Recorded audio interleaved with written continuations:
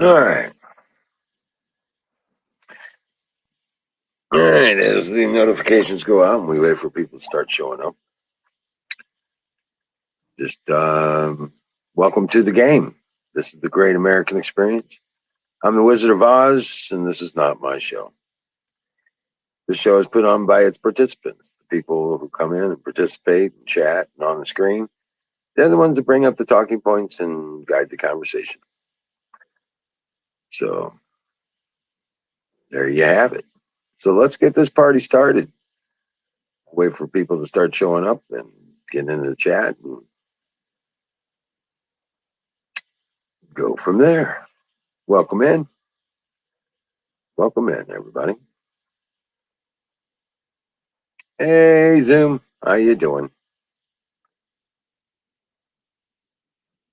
Rangers is doing good. Princess is pregnant. She's coming along nicely. She's starting to show with puppies. Yeah. I doubled up her eggs and I give her about 2 cups of milk a day. And with her food, she's doing great. She's really happy. And Rangers is a good daddy, protective of her and all that. Hey, Zach, how you doing, Patriot Brothers? Welcome in. How's it going? Hope you had a good day.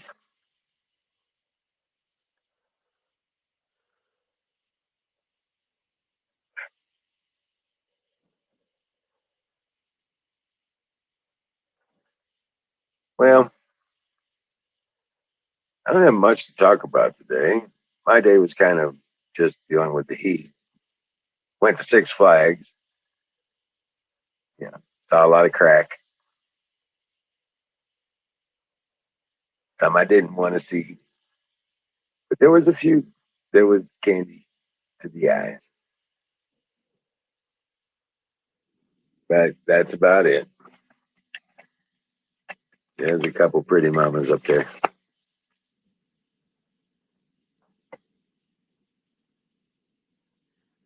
Oh, but now's the time to start firing the bowl. Absolutely.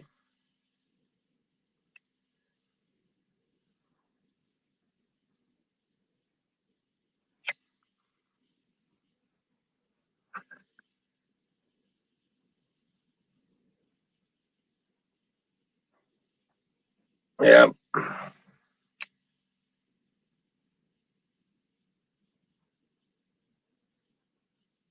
Oh, nice.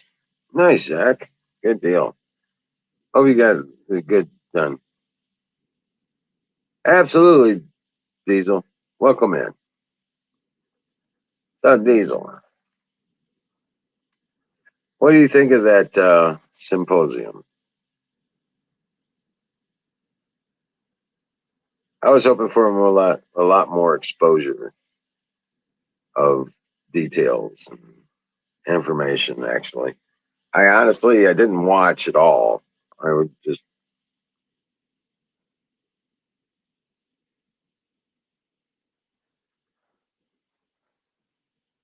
but yes, all is well. Hey, here's that one guy. What's up, that one guy? How you doing? Good. Doing good. We had blue skies for the first time in a long time. And That's good. sunshine, sunburns, and blue skies. Sunshine on my shoulder makes me happy. I was thinking of that song from that Adam Sandler sang. I feel pretty. Oh shit!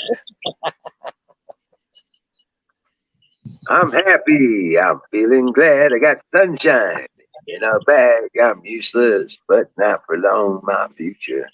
It's That was a good song. I don't remember who sang that. That was Gorillas. Oh, okay. It's called Clint Eastwood, actually. Cool. Yeah, and the rap part, I got that. I know that one too. Finally, someone let me out of my cage. Now, time for me is nothing because I'm feeling no age. Now, just and you shouldn't be scared. I'm under his snare and I'm good at repairs. Imagine that. Imagine that. Yeah. So, it looks like Zachary Smouse is in the house. Yeah. And Yeah, Wes, said he got a lot of work done on his huge project, whatever that was. who, me? No, Zach. And Mr. Weathers here. Yep, Zoom says hey.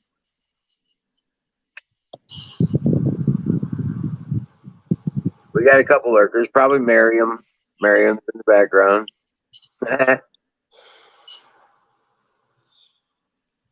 But yeah, Yeah. it was miserable hot today, so I just said screw it and went to Six Flags. Yeah.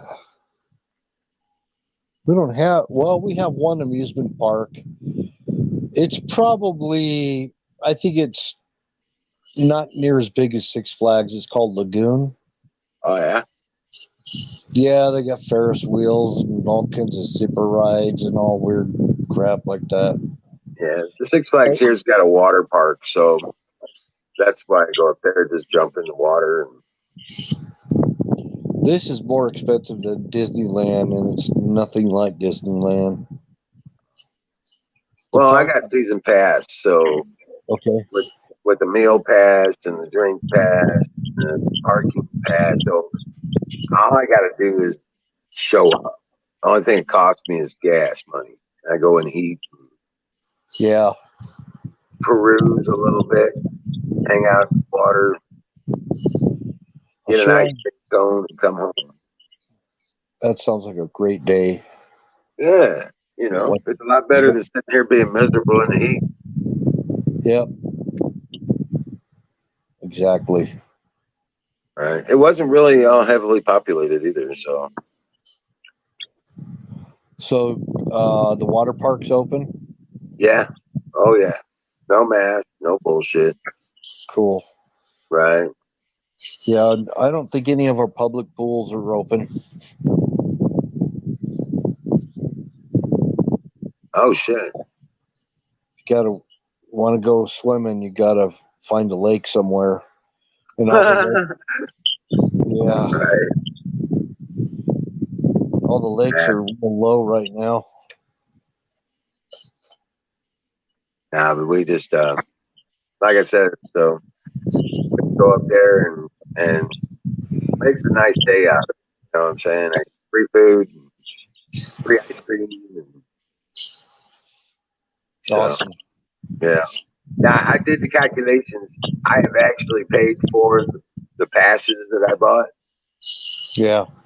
Just in getting ice creams. If you don't count anything else that I got there, just in ice creams I've paid for the pass about twice. Yeah, ice cream's awesome. I know. Waffle cone and a big old double scoop. Yep. I like the sugar cones. Yeah, the waffle cones I like those. That's what I did.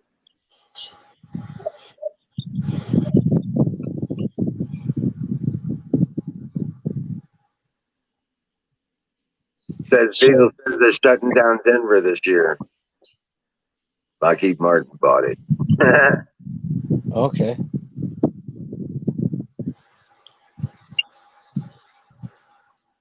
No, whether I don't feel any of the earthquakes from Yellowstone where I live.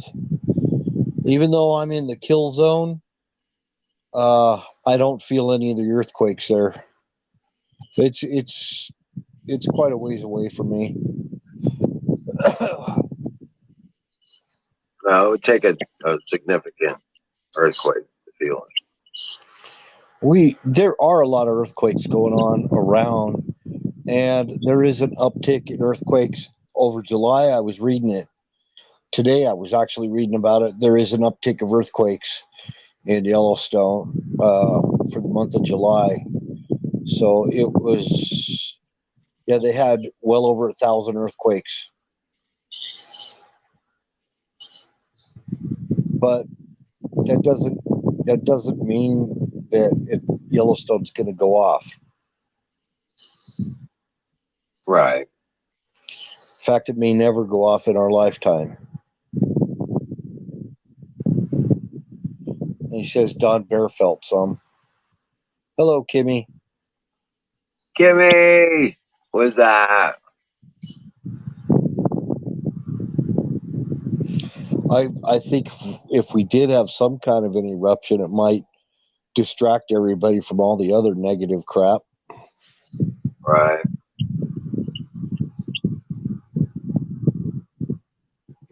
Possibility. But it wasn't that long ago. There's a river that runs east of the Continental Divide, comes out of Yellowstone and goes down through the Shoshone Valley and into Wyoming. And that river turned orange. The whole river turned orange. Wow. That's And weird. killed the fish for hundreds of miles. Right. Well, I don't know hundreds, but a long ways. Right. Well, you imagine any place that clouded up water like that. Philippines had a 7.1 quake. Yeah. They're used to them now. Mariana Islands had a 5.4. Yeah, I mean they're getting that ring of fire up there. Yeah. They've recently had some in Alaska and the Aleutians in the past few months. Well, they got a 4.1 on the Aleutians right today. Yep. But yeah, nothing major, and there doesn't seem to be a bunch of them. No, I think, well, if it happens, it happens. What can we do? It just is what it is. And I mean, if Yellowstone was to go off and I died, there'd be a lot of other people dead too. And so, you know.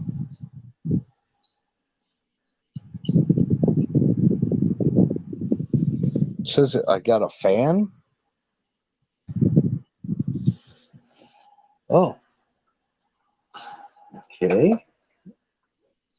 Turned off my fan. Do you still hear it? No.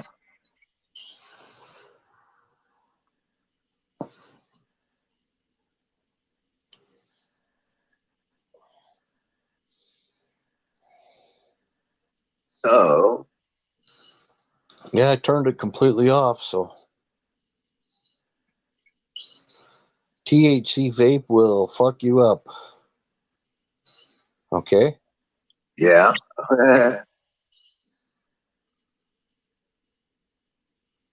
Yeah, I don't. Singularity. Still suffering from his thing. Did you get? Right. I'm wondering if he got blue skies over there. Did you ever get your colloidal silver? Telling you. Yeah, that colloidal silver makes a huge difference. Yeah, I mean, to tell you, that's why I wouldn't mention it. I know he said he had to put it in the stove the other day. It stung like hell. Well, just come up here, sing, and whisper in the mic. Ah, whisper sweet nothings.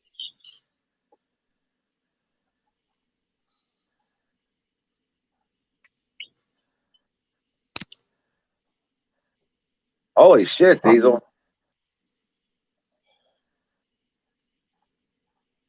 Yeah.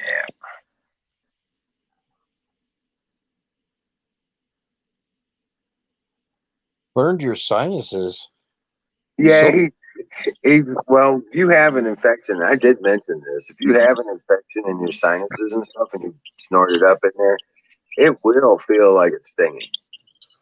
I never had that. Well, I mean, if you have a sinus infection, a bacterial sinus infection, yeah, it can feel that way. Because what's happening is that the silver gets in there and your sinuses are all expanded, they're all inflamed, and they're all, yeah. So when it gets in there, it's actually getting into the meat of the sinuses and killing the bacteria or the viral infection. So another thing, air conditioners and swamp coolers could build up mold and smut in them, and you got to clean them out with Lysol to kill all that Yeah, every once in a while. And sometimes that mold and smut is actually what you're allergic to. A lot of people are allergic to mold spores from their air conditioners, and they don't even realize it. right. Yeah, the 45 ppm is good. Um, and yeah, it's good. Just That'll don't knock. just don't drink a lot of it. You know what I'm saying? Still put the eyedroppers in your mouth, swish it around like you would mouthwash. 3 eyedroppers in the mouth, swish it around, and then swallow the remainder. That'll take care of your upper GI. And put it in your nose until and snuff it up in there. An eyedropper in each nostril. Snuff it up in there until it makes you cough, and do the other nostril the same way. All right, tow truck, if you add bleach to the cooler base, my question is, isn't that going to be kind of corrosive on it? Yes. But you can put silver in it. It kills all the bacteria and viral components of the water too, and even the fungal.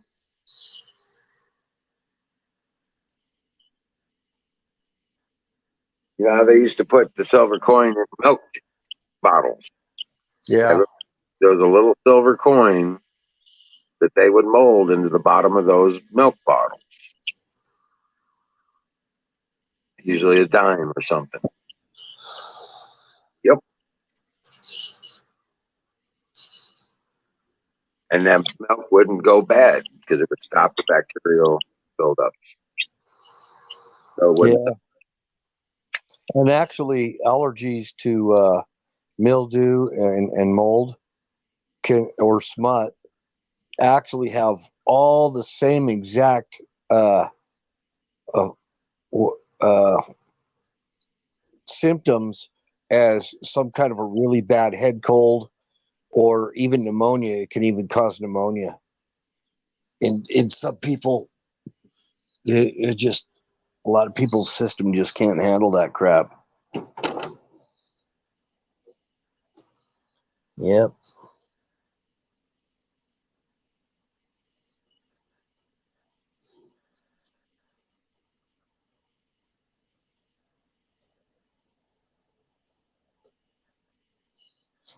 Worse, Yeah. worse than pollen.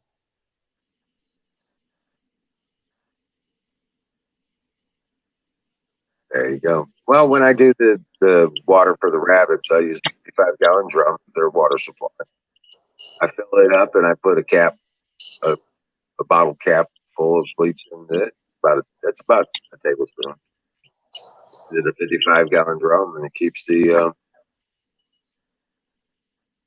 algae and stuff from growing in there.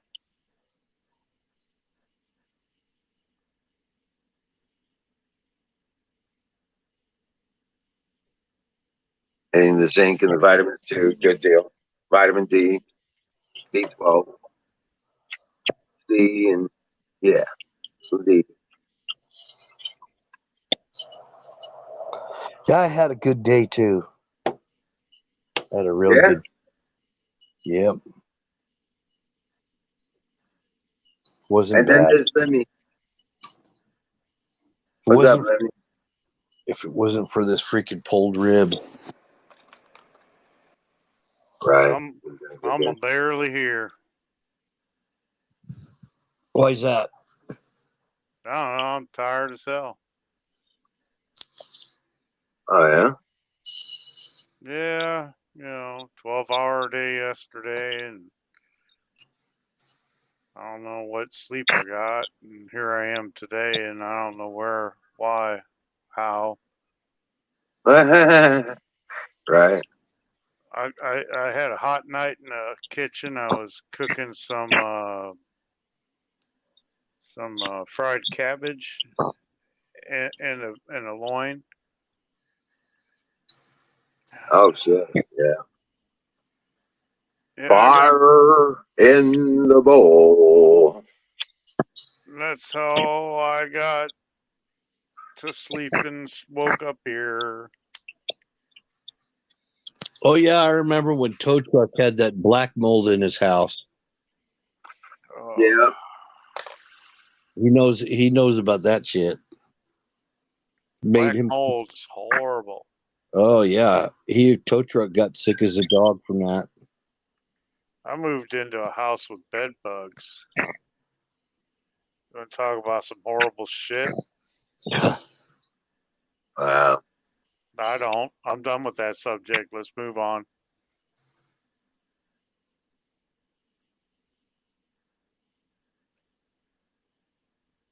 I saw a lot of crack today.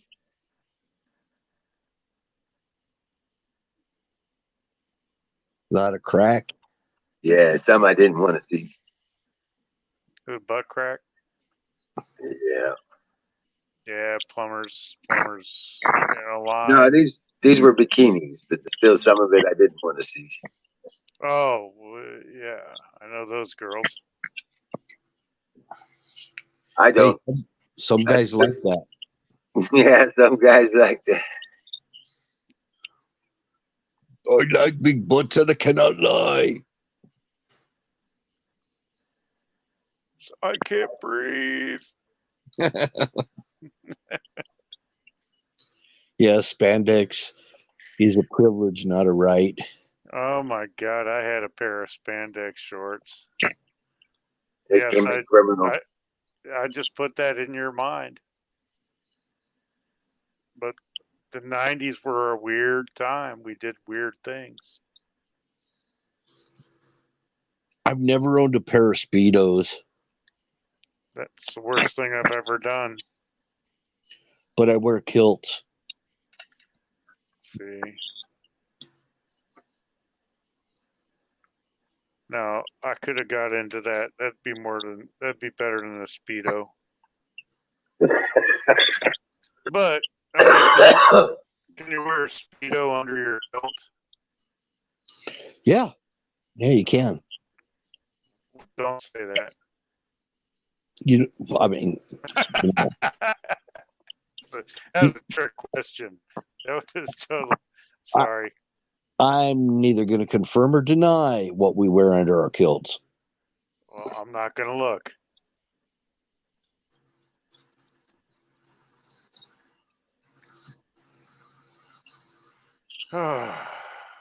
Oh shit, Dixel. Back fat, Dunlopped over the tattoo. I forgot there's a comment section here. Yeah. Tow Truck goes, it's where the back fat Dunlopped over the tattoo. Right. Oh, I'm out of Facebook jail, and I'm already pissing off Facebook. Well, I mean, why not? Okay. I'm on a mission from God to be banned from Facebook for life. Oh, really?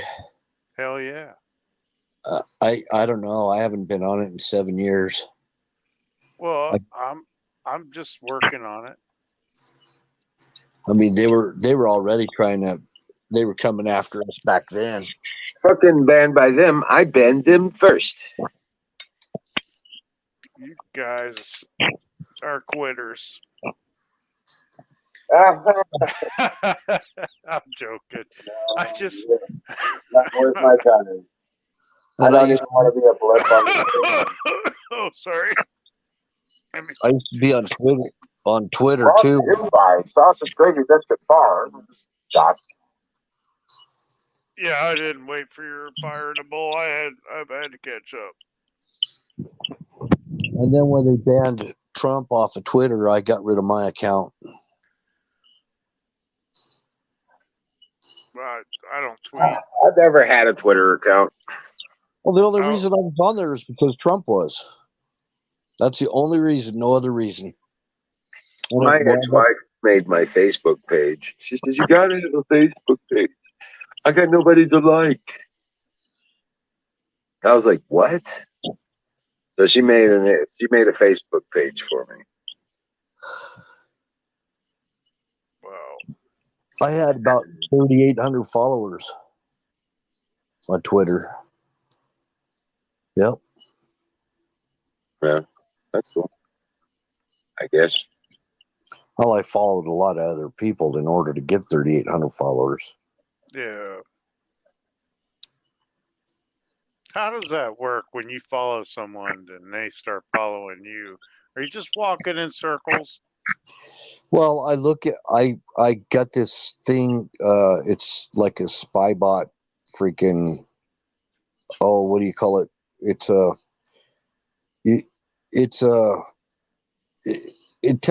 tells you who's not following you back, and it's like an app. It's not really an app. You don't have to go into an app or anything to use it, but you go into it off of Twitter, and it helps you keep tabs on who's not following you, and you keep track of who doesn't follow you back, and you can unfollow them so that because they're not following you back, so why bother with them, So there was a lot of good features that Twitter had, and Twitter really could have became something if they didn't become Nazis. Well, the whole world's a Nazi pretty much now, the whole tech world. Yeah. So if they wouldn't have done all the stuff they did, played all the shenanigans as far as trying to make it a political issue, Twitter could have actually been a public service. Mm-hmm. It could have been a way, where people had no other way of reaching out, could actually get a hold of people if they're in a crisis or something, but man. That's why Trump went there, because they wouldn't let him on the news. They wouldn't let him on Facebook. They wouldn't let him. So he went to Twitter, and they kicked him off of Twitter. Well, I realized I couldn't get to learn anything about Trump any other way, because they cut him off of all the media, and Twitter was all there was. And that's the reason I went on Twitter. That's the whole reason. What's the page that Mike Lindell's broadcasting on right now? He's doing a 24/7 live broadcast. It's like it's hard talk or hard speech or something. Frank speech. What? Frank speech. .com. Yeah. I was listening to that at work, trying to figure out where I'm going to work next. No wonder I couldn't find it. I didn't know it was Frank's speech. I just thought it was frank.com. Yeah. Frankspeech.com. Okay. I was watching it for a little bit today. They were trying to put everything together, and I was like, miserable. I was like, I just couldn't deal with it. So I just went to 6 5. Well, there's one channel here on Twitch. I think I sent you the link. Yeah, it's on there. What's that? I was watching it on there. That's where I watched it from. Oh, right on. I was too. Patriot Network, the official Patriot Network or something like that. No, npc.com or NPC.com. Sorry, the NPC show. The NPC show. Oh, I didn't watch it there. I watched it the official Patriot Network. Okay. But I was watching the symposium, and they're disclosing all the shenanigans. Yeah. Yeah, they were showing one of the machine they were examining. The last time they were examining, the machine actually went fired up the day of the election. It immediately ran an update and cleared itself of all restrictions. I actually heard that they were putting laws into place that if we said that the elections were, messed with or wrong, that we could be arrested.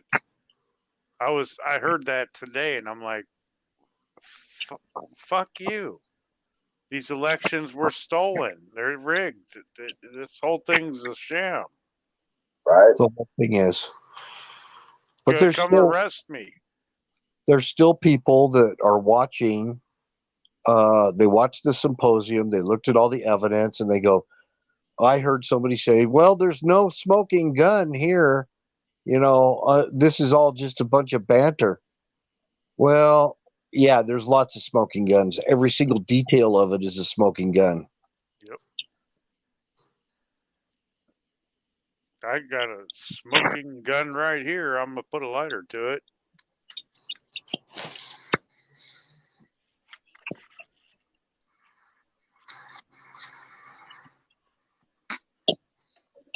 I haven't had a good cigar in a long time. I had one last week, I think. I know you smoked it on stream, remember? No, I don't remember shit. It came in this bag.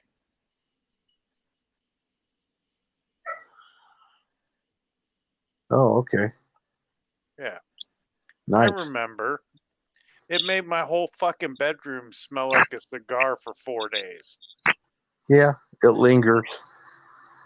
Like that smell on my finger. That's a song, I think. I don't know. I used to actually like the smell of somebody else smoking a cigar, kind of from a distance, Yeah. I liked smoking a cigar in Texas when I was standing outside and the wind was blowing, because it was the same kind of thing. It was like, well, it's somebody over there smoking a cigar. No, it was me. Well, I smoke. I appreciate a good hand rolled cigar.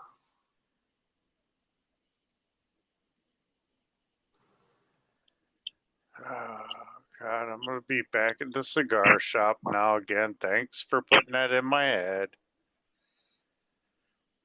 Wait, are we all going to have a cigar night? You going to join us, Wizard? We all going to smoke a cigar some night here? I smoke little cigars every night. I know you do, but come on. Join the club. Get a big we're talking a real cigar here. Yeah, I mean, like manly. I'm gonna have to get me a pack of those Antonio and Cleopatras or something. What are those? They're cigars. No. There's the Grenadiers. I like Grenadiers.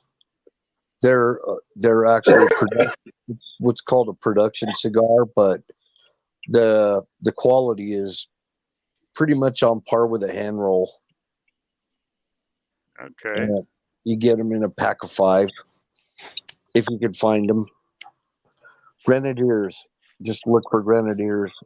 I just go buy one because I only smoke one every few months or every half year. I don't know. What's the name of those? It's not Don Perignon, but the Don.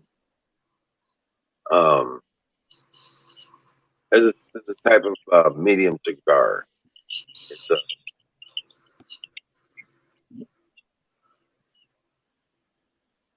anyway, they come in Virgin Islands. I don't know. If I heard the name, if you heard the name, it'd be you remember. If I could remember the name, like you would recognize it anyway. It was like a Dom Perignon kind of thing, you know what I'm saying, or Don Juan. Or maybe it was Don Juan Cigars, but yeah, that was down in St. Croix. I was there for like 10 days. My favorite cigars, obviously Cuban, but I've only had one in my life. I've only had one Cuban cigar. But outside of Cuban cigars are Honduran cigars. I love Hondurans. The Hondurans are nice. I used to get them at Walgreens, and now they don't sell any cigars at Walgreens. It's like ammo. They don't sell ammo anywhere anymore.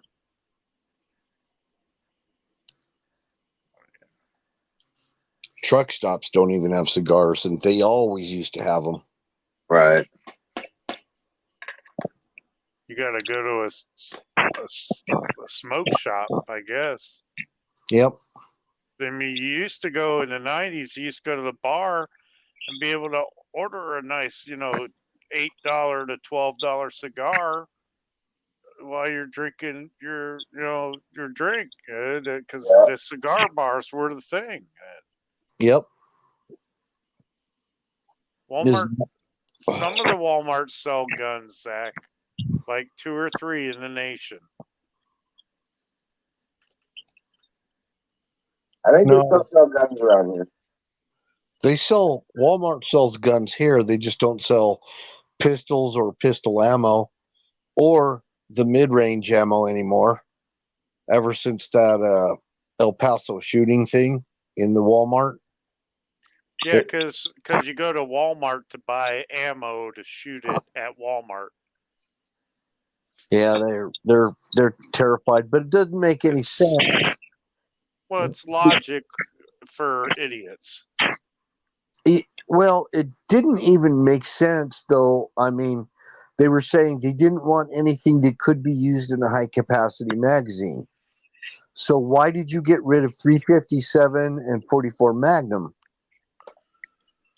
And why did you tell me a semi-auto that shoots any of those? Do they sell slingshots? I don't even know if they sell them anymore. I haven't looked for them. I don't know. I think you'd hurt somebody with a slingshot. Yeah, well, you can't get AR ammo at Walmart anymore. You cannot get AK ammo. Nothing like that. They got rid of all that. The only thing you could buy is like your deer hunting rounds, and you can't even buy home defense shotgun ammo that I saw. Only thing I found was freaking, it's insanely expensive. I saw double all buck, 3-inch 12-gauge double all buck for $6 a round. Yep. What? Huh? All right, truck. Good night. I got a rock. I'm gonna throw it at you instead. I don't know. Very well, Patriot. Talk to tomorrow. Go, truck. There's still gonna be. I mean, people have been killing before guns were even invented. Yeah. So, I mean, if it gets down to sticks and stones, then. Well, look at UK. They banned the guns. People start killing people with machetes and big kitchen knives, and they started regulating those. Yep. Pretty soon you won't be allowed to drive a car because people get killed. Don't give them any ideas. Just saying, you might not be allowed to eat donuts because of cholesterol. Yeah, well, that sounds like a New York thing, actually. Or California, well, I know, where no straws. Well, I'll tell you what. Armed society is a polite society. Well, yeah, I've never been nicer to somebody with a gun. Hey, how you doing? That's a nice gun. Nice to see you. That's a nice gun. Well, you don't see them. But you just know everybody's got one. We got constitutional carry around here. You don't need a permit to carry a weapon in any form. Same here. You But don't it's have. got to be. It's got to be seen. It's open carry. We have constitutional concealed carry. Where? Missouri. What the fuck am I doing in Ohio? I don't know what the fuck you're doing in Ohio, but just living under tyranny, adapting your rights, and giving in to the local society. Plus, when you file for that concealed carry permit, and that goes to the ATF, and they know you're a gun owner. Yeah, I don't have a concealed carry. I do. I carry wasp spray. Anyway, but no, Missouri doesn't require a permit for concealed carry. Right. In my car, I carry wasp spray because it's not lethal. Right. Well, we can carry a gun any way we like. We can buy a gun any way we like. I own a few. I know. We also can do that too. It's just that before they did away with the need for a concealed carry, I already had a concealed carry permit, but a CCW. But when it runs out, I don't need to renew it because I can conceal carry without one now in my state also. I can too, but I can't do it legally, but I can still do it. Diesel, just like you put gas in a car, you can charge batteries with the sun. You can put fuel in your car without somebody's electric switch.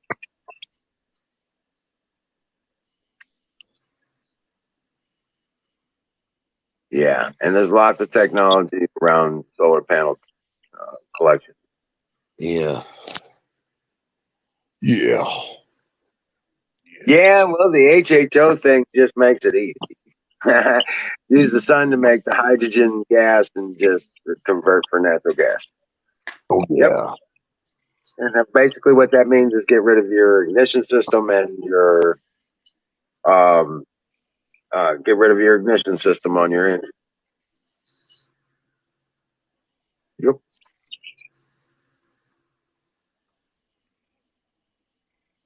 You can set your engine timing for top dead center and you're done. Yep. You don't even have to necessarily change out your spark plugs. You can just put a continuous electric wire on there that you hold down till it starts the engine, and basically effectively turns them into glow plugs.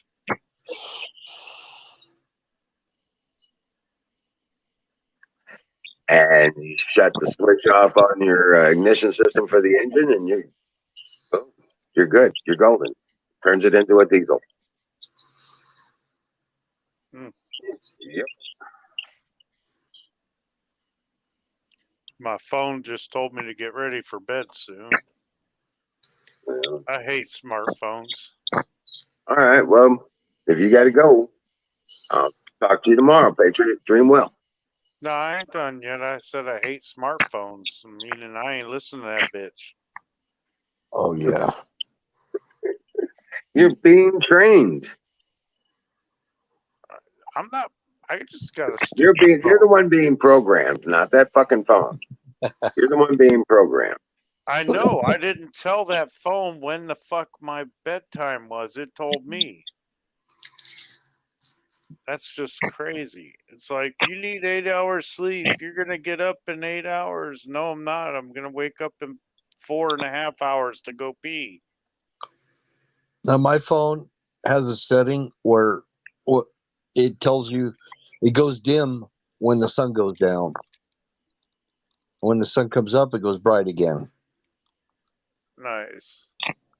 Mine keeps saying something about it's got some kind of feature that's going to stay on while I'm looking at it. And then when I look at it, that notification goes away. It's like, what the, because I'm not looking at it, but it tells me I'm looking at it. This is a creepy phone. Well, Diesel, I've got recipes for making biodiesel. So I have the process at least in instructional form. The veggie oil is not a big deal for diesel engines, and wood gasification. I have that too. I know how to do that as well. Have you seen how they do? Like they take plastic bags and bottles, and then they put them under high pressure and heat to make them into a gaseous form, and that comes out to diesel. Have you seen that process? No. Check it Diesel. out. No, I do. Pla- You said diesel. Do you need gas or diesel at all to get HHO started running? No, because hydrogen is like 24 times more explosive than gasoline. So all you need is pressure and heat. You don't even need a spark, like a spark plug. You just need heat. Once that cylinder gets warmed up, like a diesel engine, it's the same way a diesel engine works. The natural gas works pretty much the same process. So what's happening with the hydrogen is just all he's got to do is separate the hydrogen from the oxygen he In the gets water. H2O is your fuel. You've got oxygen gas over here and hydrogen over here. Well, when you separate water, it's H2O. When you separate the hydrogen from oxygen and water, you end up with what's called HHO. It was originally called Brown's gas. Brown's was the scientist that discovered the process using the principle from Faraday and electrolysis on liquids. So they realized that they were making hydrogen because the lab exploded. That's a fun day. Yeah, right. So basically, all it takes, you have everything. You could actually do it in an enclosed environment. You could separate the water so that it doesn't go out into the atmosphere. It goes, you collect all of it and put it into a tank. It's Brown's gas. That's why, because you don't need an outside source to ignite it. You don't even need a carburetor to let air into the engine. You can just, separate the HHO, pump it into the engine, and the engine will run it. And then you can also liquefy hydrogen by dropping it down. I think it's like 100 degrees below zero or something. Yeah, you got to get it way down there to highly compress it. But you don't need a high compression. As long as you stay under 120 psi, you risk nothing. Yeah, but it shrinks too. So it makes it so that if temperature consistent, yeah, but temperature consistent, and you do have what they call gravity separation. And long enough, if it sits in the tank for a long time, it will separate the hydrogen from the oxygen. The oxygen will be at the bottom of the tank, and the hydrogen will be at the top of the tank. There's also separation that's possible through magnetism, using magnet strips on the sides of the tanks that are like a tall tank. Have the negative at the bottom. You're using gravity and magnetism to attract the negative element, which is oxygen. Hydrogen will have a positive charge, and it will collect at the top of the tank or at the top of the magnet. So you can use the same tank and just magnetize that tank and get the polarities right. And that's a separator in itself. You siphon off the top to get the hydrogen, then you can compress it to about 100 psi without danger. And but for long-term storage, that's what you want to do. Then you just use an air. Then it becomes basically as a natural gas from or a propane kind of deal. So the deal is the way to recombine hydrogen with oxygen and turn it back into water is by burning it, and it turns the hydrogen back into water.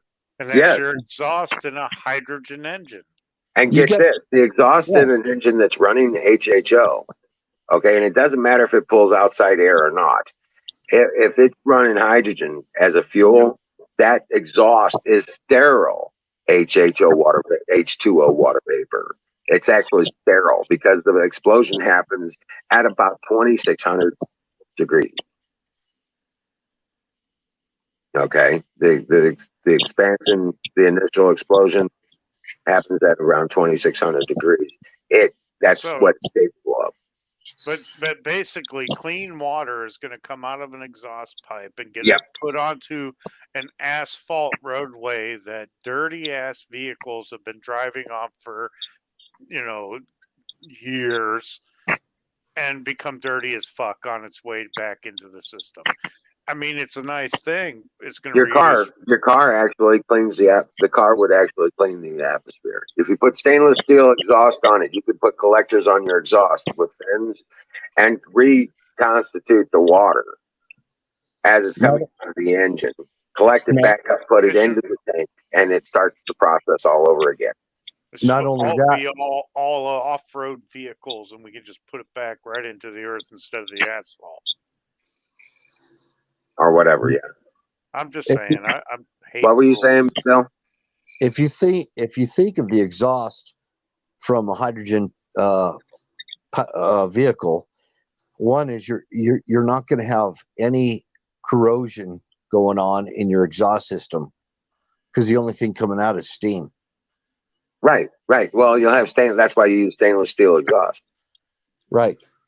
So there's not going to be any corrosion to be concerned about. Correct. No exhaust whatsoever. Right. And stainless steel exhaust would potentially last for thousands of years with just water excess. Yep. That's freaking awesome, man. Yep. I've been through all this. I actually converted a car. Years ago. Yeah, I know somebody down in Provo, Utah, that converted a car to hydrogen, and he disappeared and never was seen again. Yeah, well, I converted a car and they disappeared. He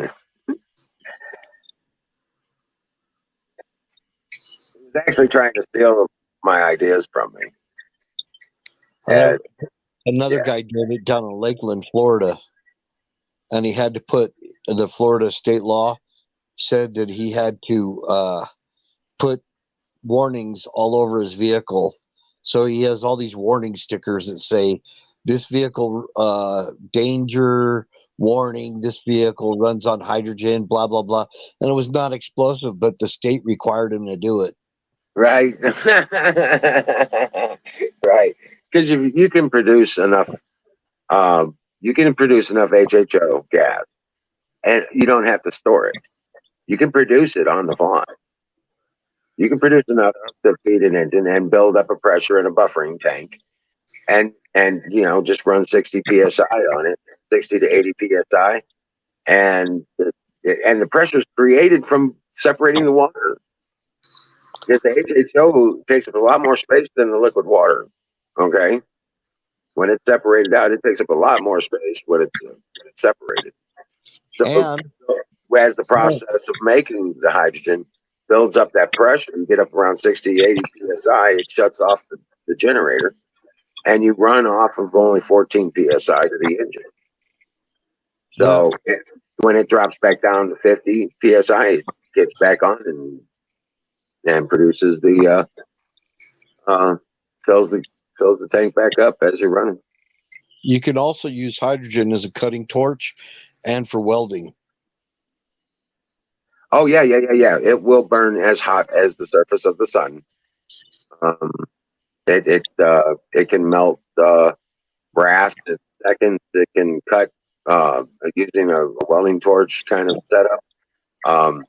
You can a cutting torch kind of setup. You can cut through. It'll cut through anything. It gets as hot. It'll melt rock. Yep, I know that for a fact.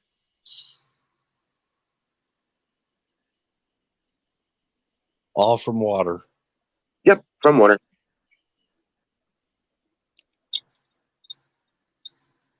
Yep. You probably could make diamonds with a hydrogen torch from coal. With enough pressure, yeah, you could. Not Problem diamonds, is, but cubic Yeah. zirconium. You have to have a vacuum for that though, because otherwise you can't have oxygen in the mix. There was another job I had working for a company called Quartz International, and they actually had welders that could weld quartz, and they made quartz products. Yeah, it's a really super high tech skill. Well, some of those plasma things, man, those are insane, dude. Well, the why quartz and not glass? It was for high tech industry because of the molecular density of the quartz. And they use hydrogen for those, for the fuel for those. I'm thinking so. Yep, I know so. I've only worked for them for a little while, so I didn't really get into that much. Right. But it was cool. I saw them welding and stuff. Hey, Skull, welcome in, bro. Skull Drazer. Hi, Miriam. You're thinking AC might negate electrolysis of the electrode. Actually, one of the tricks is surface of the electrode in the process of the generator. Actually, because I have no forums about sharing my information, but it's the surface of the plates, and they're layered. Okay, and you'll have neutral plates between the hot plate and the negative plate. The positive plate and the negative plate, you'll usually have at least two unconnected, ungrounded, unpowered plates. They're called neutral plates. You'll have a positive, two neutrals, and then negative. Then you'll have two neutrals, and then a positive, and then two neutrals and a negative. And you can build the array that way. The surface of those plates needs to be as finely rough sandpaper as possible. Using you can use a quartz or a silicate sand to sandblast them to get as many points and dips on that plate as possible. You don't want them very big because they don't need to be big. Every point that acquires that becomes the surface, every point you create will produce hydrogen exponentially on its own. And in the process, that's where the hydrogen forms, is at the tip of that peak on the plate. And the better, the smaller the peak, the less energy necessary. The plates don't have to be very thick either. You can do it with 1/8 or 1/16 thickness stainless steel, 316L. Yep. You apply positive to the positive plates and the negative to the negative plates, and you sink that into your container. And once you do that, you build that array and you sink that into the water. You close that, you have it in a closed container, and you collect off the gas from there.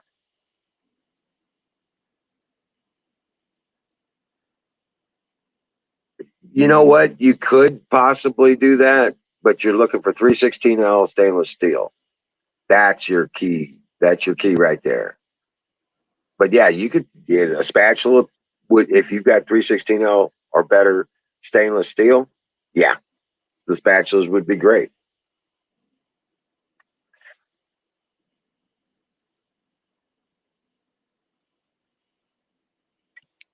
Dollar store spatulas. I don't know if they're stainless steel. Or at least That's scaring the crap out of me.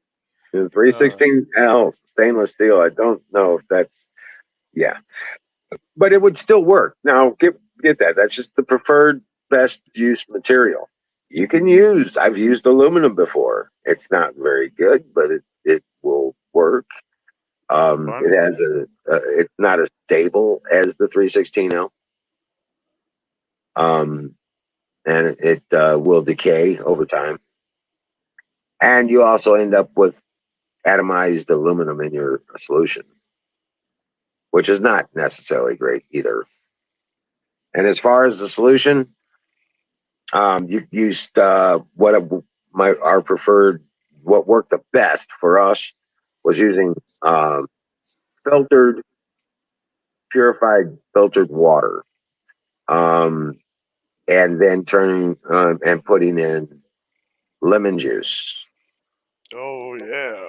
filtered lemon juice, not just straight out of that bottle because it's got a lot of elements in it. You need to filter it down to clear liquid lemon juice, and then add that to your tank. Once you get the right uh, acidity level in there, Yep. then you're going to function the best. You'll figure it out according to how much you'll figure it out. It used to be for me, and we used to use baking soda, and I'd use a tablespoon of baking soda in every gallon. Isn't it like a catalyst and an acid or something like that? Yeah, yep. You need the water is dielectric. Okay, water is dielectric Yep. on its own. Yeah. Okay, it will convey, but it will not use an electrical Right. charge. Okay, it's a perfect conductor kind of thing. In order for it to facilitate the exchange of the atoms in the water, you need something like an acid. Um, There's sometimes sea salts. I've seen them use sea salt. I've seen them use baking soda, and I've used baking soda. I've used lemon juice, and stuff like that. You just have to remember whatever you're using. If you use baking soda, you end up with sulfuric acid is what you're making, just like you would in a battery. It's like shampoo. Well, sulfuric acid will, Yeah, I yeah, mean you can't for just dump shampoo that on anything, for idiots. right? But you can't just dump that on anything. I know. You got to be careful where I you put that. I called it shampoo for Christ's sake. You think I'm reasonable? Right, right. Yeah. Well, I know people that will. There was one thing we were looking at doing with it, NASA2, which is volatile, um, sulfuric acid. Yeah. They would put it in a pan and dry it out and dehydrate it, and then take and collect the crystals. Um, yeah, and that's one way to do it. Now that's sodium hydroxide,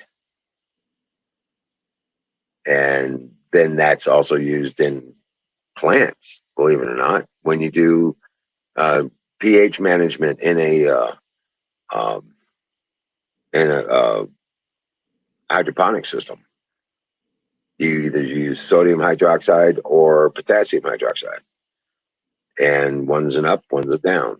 You know what I'm saying? And you manage your pH levels with those two chemicals. Right. So, yeah, I know a lot of crazy shit. Yeah, you're a freaking alchemist. I told you my dream was always to be a scientist. I've always wanted to be a scientist. I just never found a professional entry into the world of science that was worth a damn. You know what I'm saying? I was going to be a science teacher in high school. Yep. Well, yeah. Well, see, I got my high school diploma when I was 16. I joined the service and I had, oh, well, let's put it this way. My classmates were getting their high school diploma, and I had just received my associate's degree in paramedicine. So I went through the service as a combat medic and all that jazz. And then when I got out, I went back to college and I got a bachelor's degree in business administration. And then I got interested in computers. And well, I have a master's degree in computer science. So yeah, I have been involved with setting up cell phone networks, WiMAX networks, P2P, satellite, ground-based satellite communications, inter-tower laser communications. Do you want a job? Nobody was going to hire me. I know they pay too little. Work at a staffing firm, they want all these people with tons of talent, and then they're going to be like, "Hey, we'll pay you $70,000 a year," and you're like, "No, I'm worth 150." Hey, Scal, this is just between us, guys. Don't tell anybody else this shit.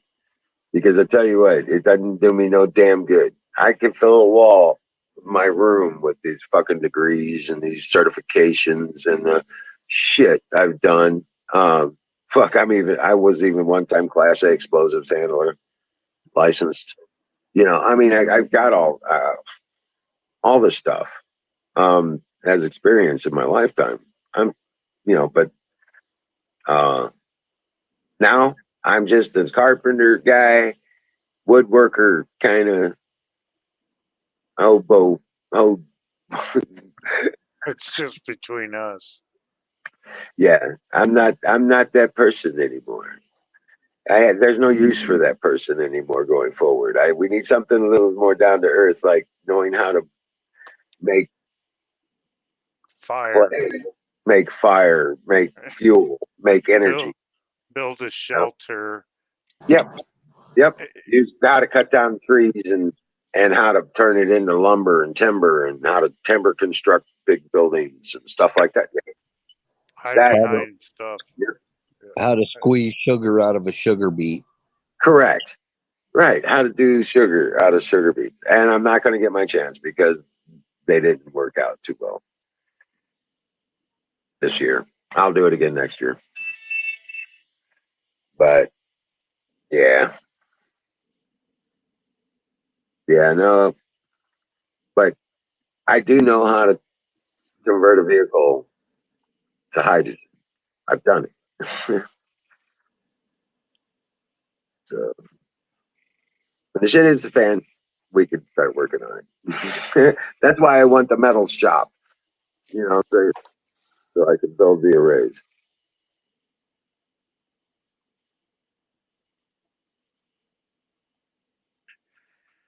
Oh, I'm looking at new jobs. Trying to get out of this staffing firm thing. I keep getting lied to.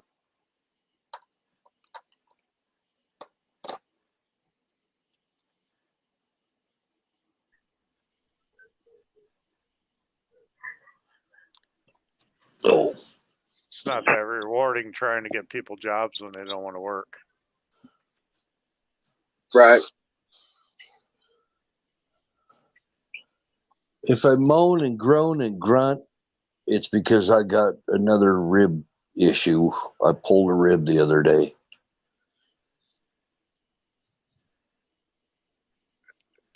Well, yeah, it's saying with it, I don't know. I don't know. I'm not really worried about all that. The people that say that think of it. It hurts to laugh. It hurts to cough. They probably won't even believe it anyway.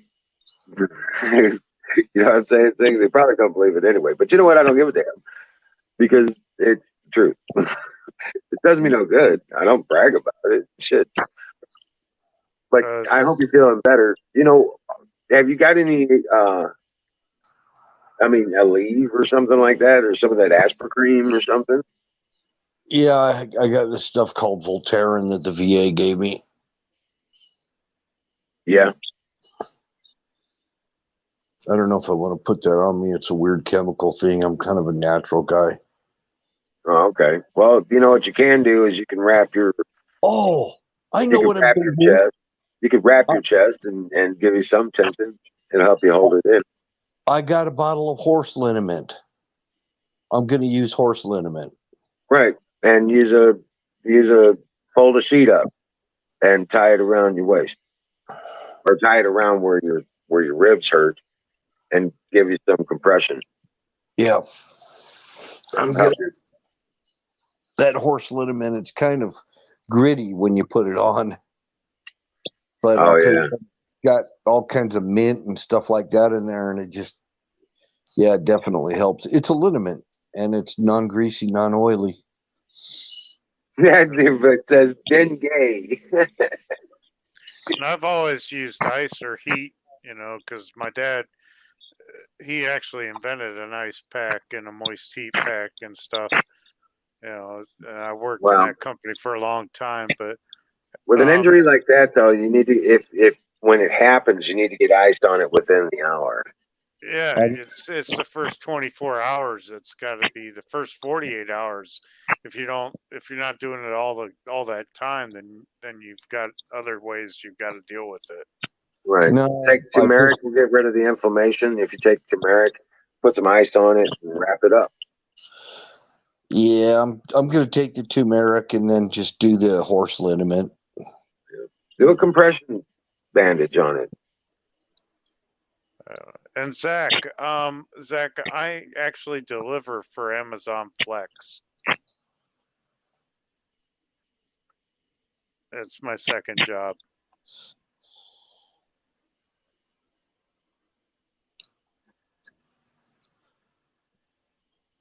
Oh, you traitor. See you later, Single Penny. Hurry back. Who sunk his boat? Deer Butch?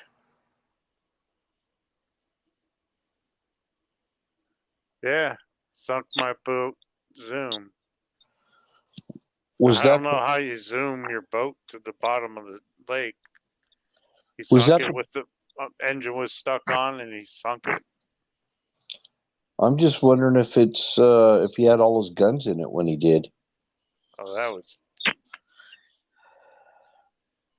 would suck. Tied to the dock, and the waves filled it. I could believe that. Yeah. Oh, no shit. He tied it up a little too hard, huh? Yeah. That'll happen. At least it's tied there. You can get it out. It's going to suck. Get it out. Kimmy taking off? Oh, no. Kimmy's not taking off. She's saying bye to Deer Butch. I'm just wondering if Deer Butch actually got his boat back out of the water. Or lost it for good. I don't know.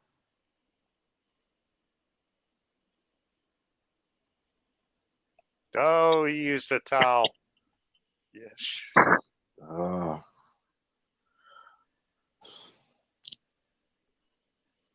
Way to go, Deer Butch.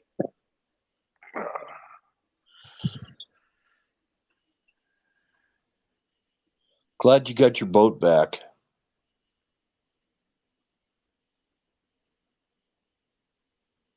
I've seen stuff like he got swamped. Yeah, I've seen stuff like that. You see weird stuff like that, especially in harbors. Sometimes some idiot comes cruising through way too fast and swamps a bunch of the little boats, Right. Leaves a big wake behind, and the boats freaking get filled with water.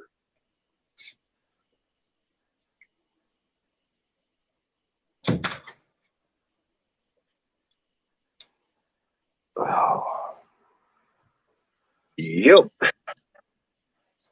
Damn, this hurts. It doesn't hurt bad. I mean, it's like depending on how I move, Yep. Hey, Deb, welcome in. Good to see you. But yeah, no, I don't even know what to think about this symposium thing, the cyber symposium. I've seen a couple things that were very interesting, but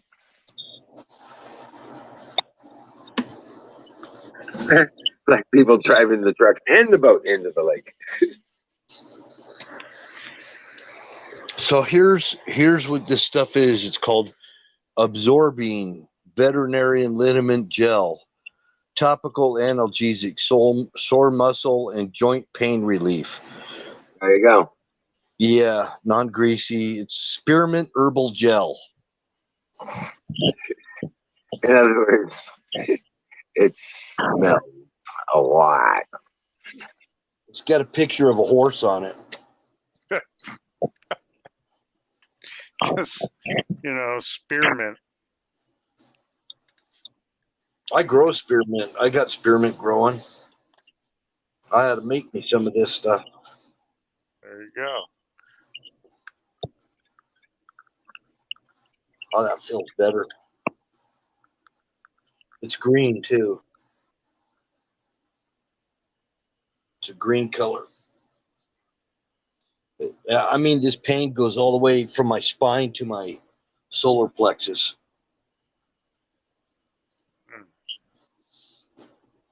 Ouch.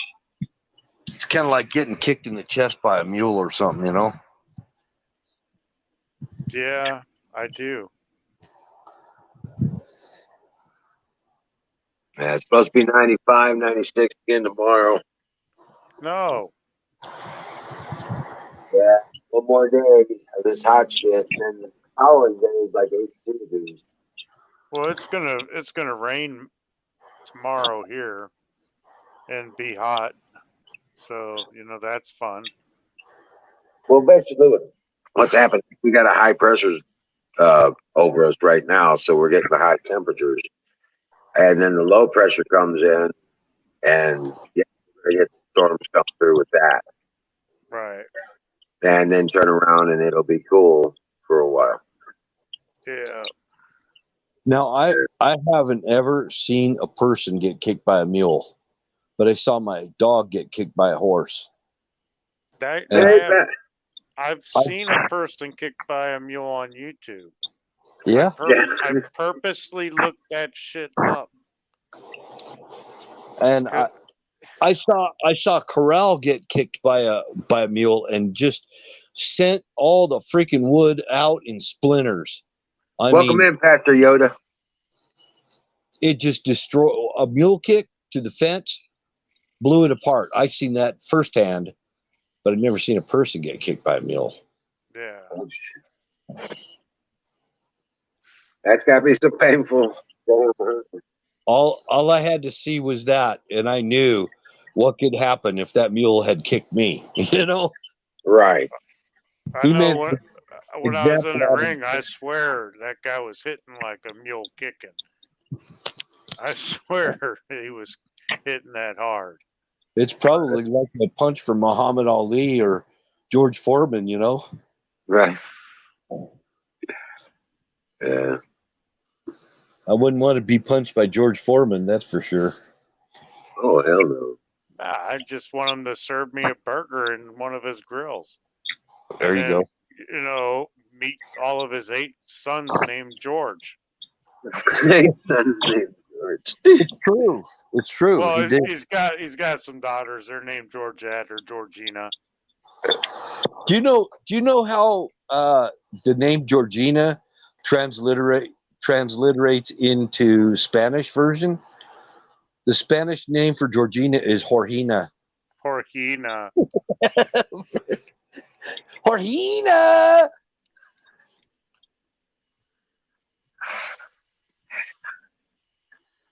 For some reason, I thought of a hyena. I don't. Yeah, in Spanish it would be Jorgina. Jorgina. I'm like, I've never heard a girl named Jorgina.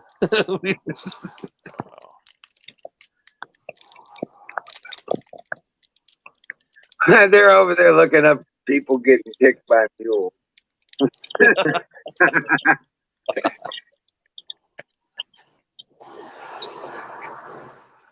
Oh yeah, it's got to be. It's got to be like the. Yeah, Mike Tyson. Who knocked out Mike Tyson? It was Buster Douglas. They asked me to fight his fucking brother, in a boxing match, and I said, no, I'm not fighting Buster Douglas's brother. Have you ever heard of a boxer by the name of oh crap? Now I gotta Gene Fulmer. You ever heard of Gene Fulmer? Heavyweight boxer, champion of the world. It does sound familiar. It was an old timey. He was an old timey boxer from like the 1950s and stuff. Oh, okay, yeah. Yeah, he's from here. He's from Utah, also. Gene Fulmer was. Okay. He even had a restaurant called Gene Fulmer's Restaurant. You know Ray Boom Boom Mancini? Yeah. He's from Youngstown, Ohio. Oh yeah. Yeah, I'm from Ohio. I dated his cousin, Melissa. Now I met a guy that was Gene Fulmer's sparring partner, and this was after Gene Fulmer died. And this guy, I'm telling you, he was a rattlebrain. I mean, Gene Fulmer must have just used him as a punching bag because he looked like it. I gotta hook mine up downstairs in the basement again. I knocked it out of the rafters. His nose was to one side. His face was all scarred up and everything. Big, burly dude. And, he didn't have a lot of intellect. I'll just put it that way. And it probably was from head injuries.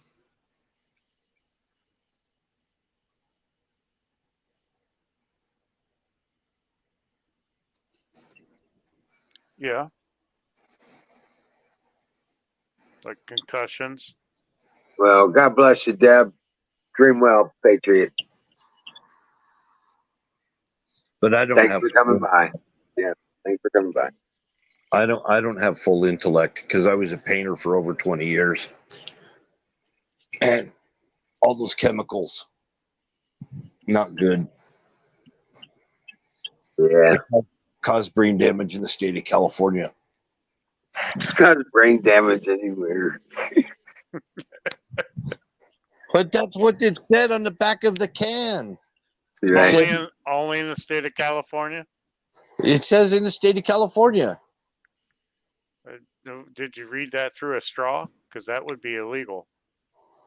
It causes brain damage in the state of California. It says it on the back of the can. Use it in the state of California, it causes brain damage.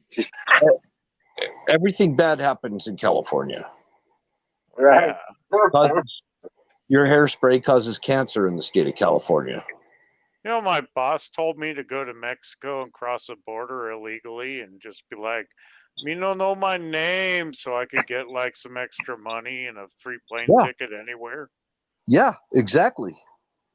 All right, I'm gonna go drive south. I was telling Dallas that's what he should do is, find a coyote and get back into the U.S. Go down to Mexico, find a coyote, get into the U.S., and just claim asylum and say, I come from a poor, war-torn country. I don't remember the name. Let me really hard in the head. They hit me really hard in the head back in Guatemala. Let me in, Joe Biden. I want a Kamala Harris. I need food stamps in a Section 8 house. Fucking A. At $2,000 a month. Whatever the fuck they're doing these days.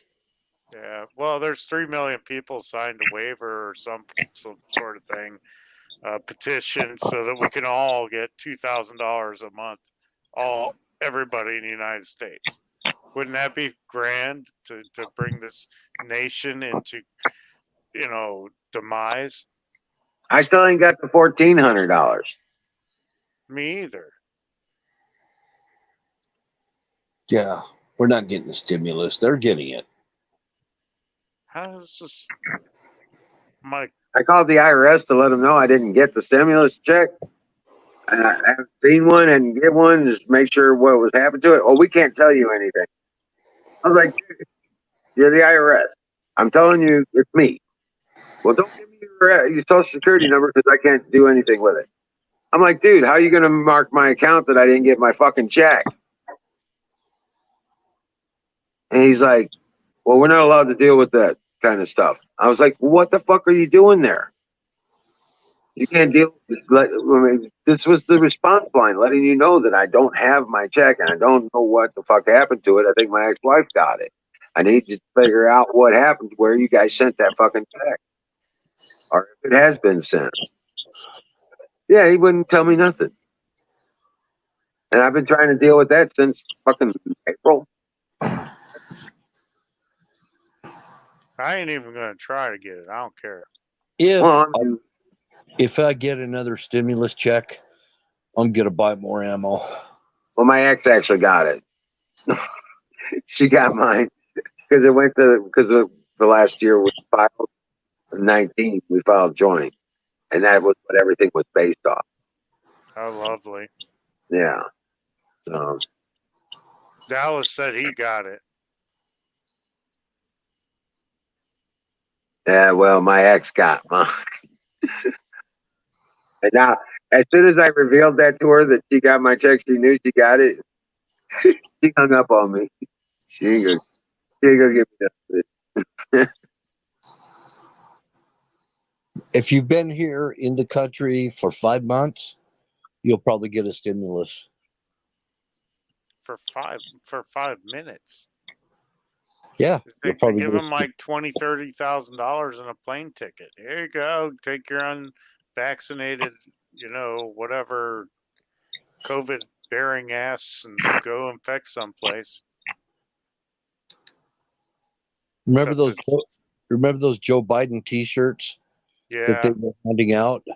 Just get one of them. Oh God, I'd feel dirty. But you probably have to get a vax and wear a mask and all that shit to get a check. No, you don't have to get a vax. They're not even testing them. They're just giving them money and plane tickets. Exactly. They're like, where you want to go? Chicago. I want to see I'm talking about. I'm talking about anybody who's actually here legitimately. Well, you know they do wear a mask down there. If they get over the border and get apprehended, they do wear a mask.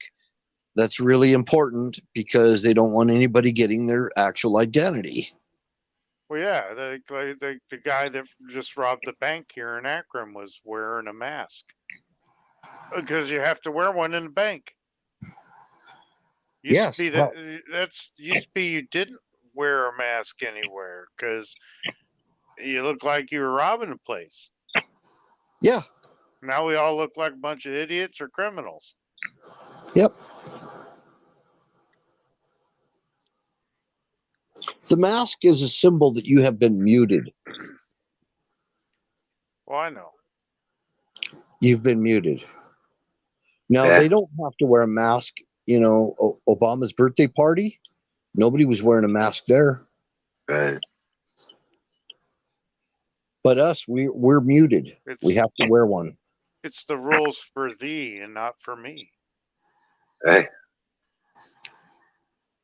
Right. It's they are getting a little too out of our reach for comfort at this point. Well, they're going to bring the system down. They're going to bring everything down.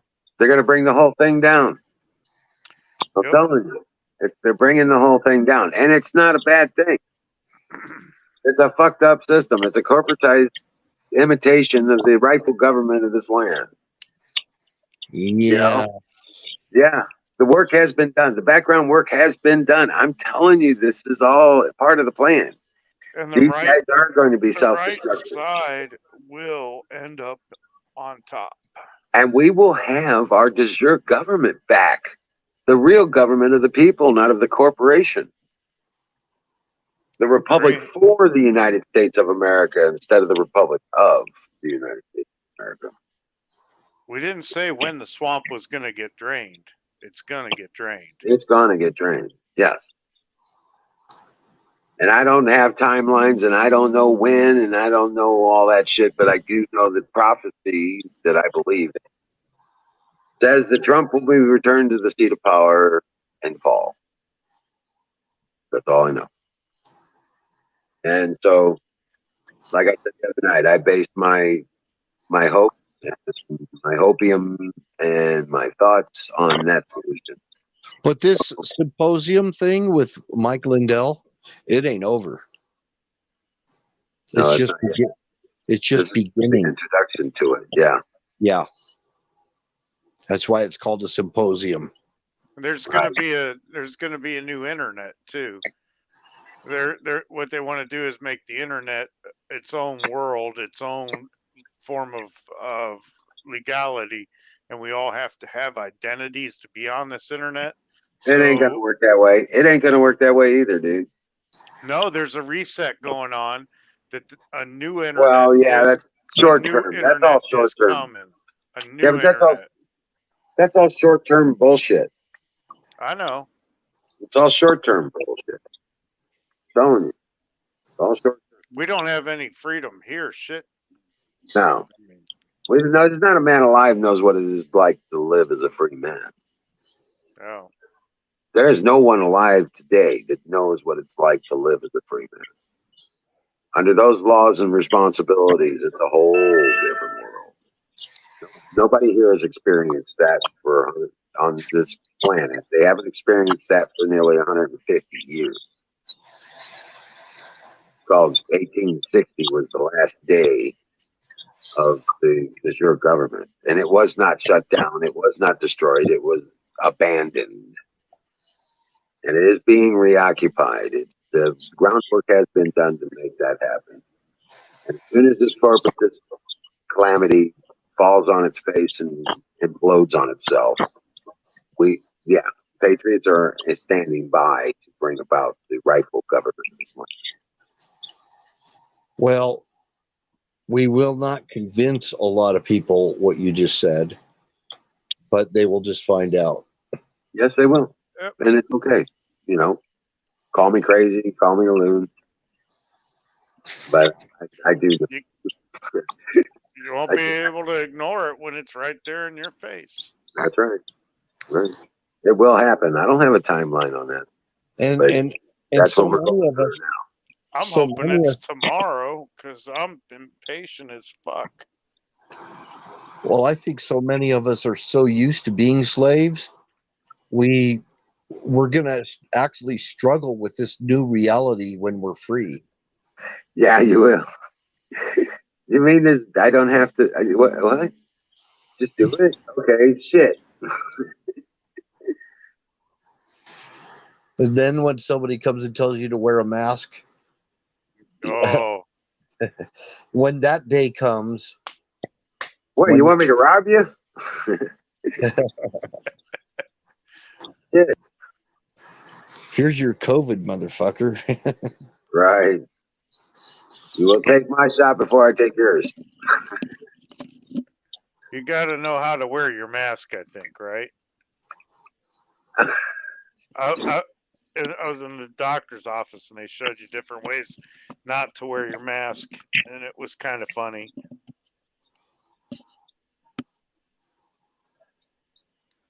Yeah. They knew I didn't want to wear my mask. They told me not to come back. It was for my physical therapy. They were just like, okay, thanks, bye. You're not better. Well, that's one of the reasons I don't go to the VA, because they want to test me for COVID to go into my clinic appointments. Yeah. So I refuse to let them test me and shove things up my nose or spit in a cup or whatever it is. Unfortunately, I found out that my uncle, who is a Vietnam vet, got the jab. Well, they're working on that, being able to reverse it. They're trying to reverse it. I got people I love that got the jab, and it's broke my heart, and I'm just hoping, more hopium, if you want to call it that, Right. They're going to come up with some kind of a way to reverse it, or remove it or dissipate it or whatever. That would be nice because my brother also got it to appease his girlfriend. My sister got it. My mother got it. Quite a few members of my family have got it. My uncle, my mom's brother, he got it. One of his kids got it, and the other two said no way. Half the people at work got it. My cousin, who I live with and rent a room from, got it. Oh yeah, I know a lot of people that got it. And my sister, 2 days after she got her jab, she grew this big giant growth the size of a basketball on the inside of her thigh. Jesus. Yeah. And she goes, and she's talking to other family members and saying, I'm wondering if it's because of the vaccine I got. And I was telling her all this time, don't do it. It's not FDA approved. She didn't listen. All she said, I was a conspiracy theorist. Right, because that's what the news tells her to say to you. Yeah. Found out she voted for the potato. Yeah. Now, how do we get a potato head banned from society yet become our president? Fraud. I know they're different potato heads. Fraud. Yeah, what happened to the anal swabs?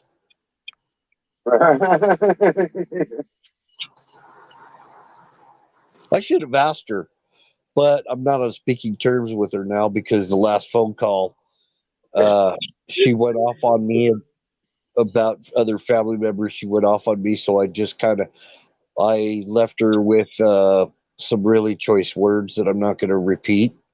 Hey, you know what time it is? Pie. It's time for pie. You bet.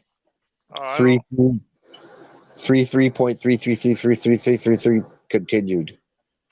Isn't it 3.14?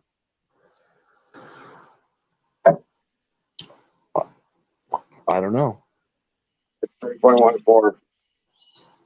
And then a bunch of stuff. Yeah, it doesn't have a repeating sequence. Yeah, that's why I said a bunch of other stuff. Right. Because that's because it's like 3.14, etc. Right. Yeah. 3.14, etc. Okay. I don't have pie, but I got fried cabbage. But not blueberry pie tonight. Oh, nobody in the chat has the solution for pie. It's called cake. No, I'm talking about the solution for the mathematical solution for pie. You can't really figure it out. It doesn't end. I know.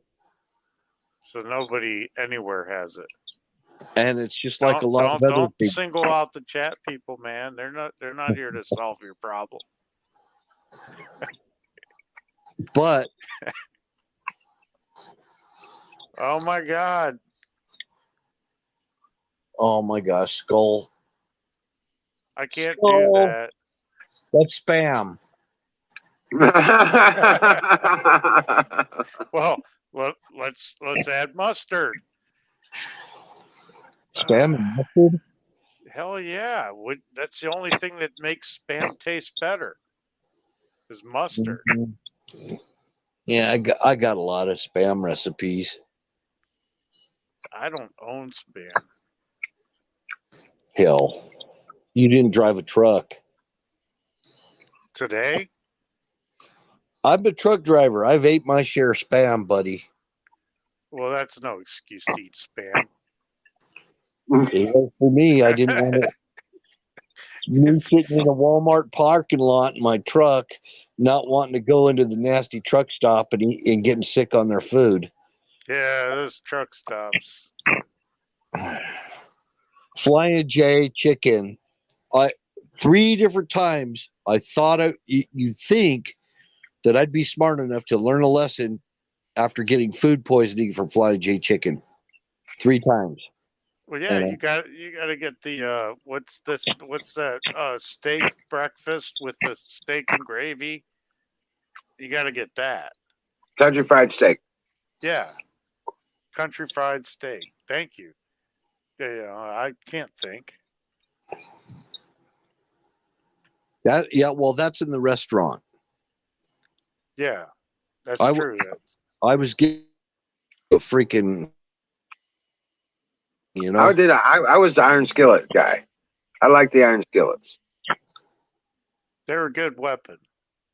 Well, no, the restaurants. Oh, okay. Yeah. I was thinking of the iron skillets. Some of them were in TAs. Some of them were in pilots, stuff like that. Oh man, they have something in. I remember Ontario, Oregon, or no, it was Baker, Oregon. It was in Baker, Oregon, just on the other side of Boise. And there was this restaurant in a truck stop, and I used to get this Yankee pot roast. Dude, it was more than you could eat, and it was so good. Man, it was good. Pot roast. It had all kinds of other stuff in there with it. Did you ever go across 10 through El Paso? Yes, many times. There's a restaurant at the Fina station out there on 10 in El Paso. You ever been there? Actually, El Paso, I only did deliveries. I don't think the only thing I ate in El Paso that I remember was tamales. Well, they had a Fina station. They had a Fina station out there, a truck stop.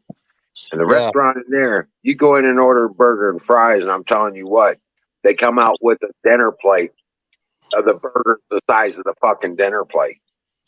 What is it with the platter? And you have a separate platter for French fries. Why? Wow. Yeah. I'm talking platter. It was a big 14-inch platter plate. Sounds really good. With French fries. Then it had all the fixings on there too with the French fries, like the lettuce and the tomato, onions. You had a damn salad worth of greens on there. Now, there is a place in Texas when you're heading up toward Dallas from El Paso, and it cuts through what the hell's the name of that town? You Van Horn, Texas, and you go up. It's up north of Van Horn, and it's a little place called Plateau, Texas. I used to pull into a Fina station, and it's nothing. There's nothing there. I mean, it's just all desert. And I go into this Fina station, and every time I go to Dallas, sometimes I'd even swing kind of wide and put some extra miles on the truck and get in trouble with my dispatcher because I had to stop in this place because they had the best brisket in the world. I'm telling you, it was the best brisket. Every little piece of meat was like seared on the outside and pink in the middle. And so it was smoked. Freaking it was good. Smoked. It was smoked. Probably. That's what it was. It was. And it was, and you could get brisket burritos there to take with you on the road. And you go into the restaurant and order a brisket meal, and it was cheap, and it was the best. And I just got addicted to brisket after that. I mean, I became. There was some buffalo burgers I had in. I'm a brisket junkie. Cherokee at the Cherokee truck stops out there. That buffalo meat. Oh, that was some good stuff, dude. There was a place in South Dakota that had a big giant buffalo. I mean, as big as the roof. Along 80? No, you don't go through South Dakota on I-80. It'd be I-90. It would have been 90. Okay. I didn't run across 90. It was just too far north. We didn't do anything out there. Yeah. And I went in there and I had buffalo, really damn good buffalo. I mean, it was so good. Buffalo steaks.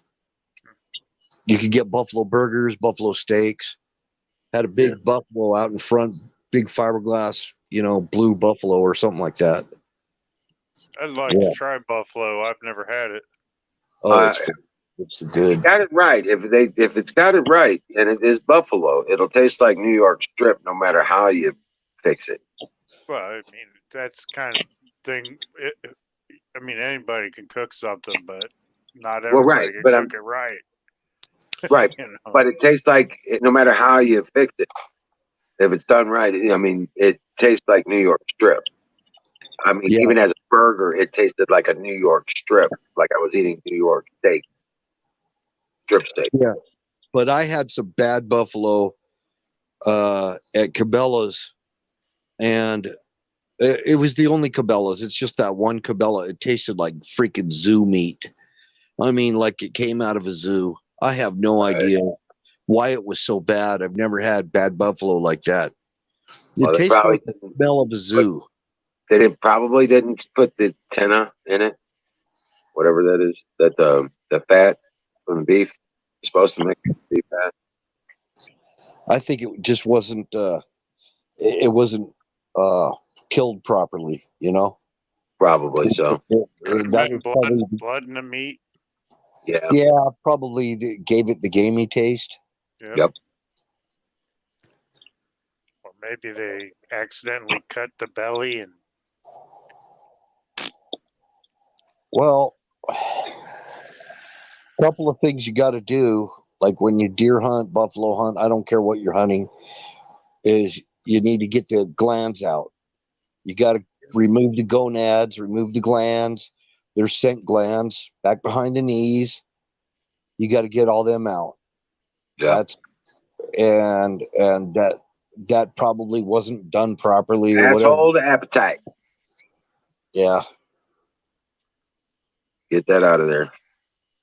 And I don't know what kind of snake you got, Gold Razor, but feeding it spam, not a good idea.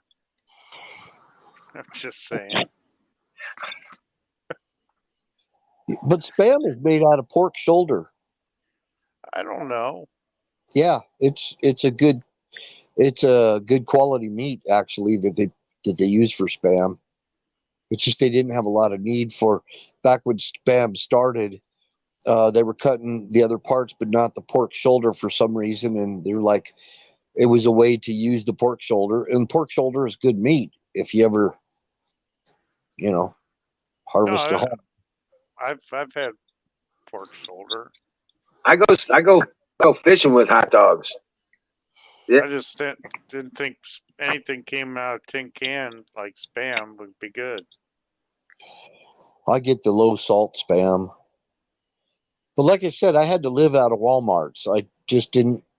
I wound up spending too much money on the truck stops. Yeah. So it's like sardines, spam, that kind of stuff. Yeah. Try to get a bag of apples or whatever. Dude, I was like, I had a loaf of bread and a pack of salami and a pack of cheese, a gallon of milk and a package of Oreos on backup. Well, I'd take a pack of like pepperoni and a chunk of cheese and a knife, and that'd be good. Well, maybe some olives.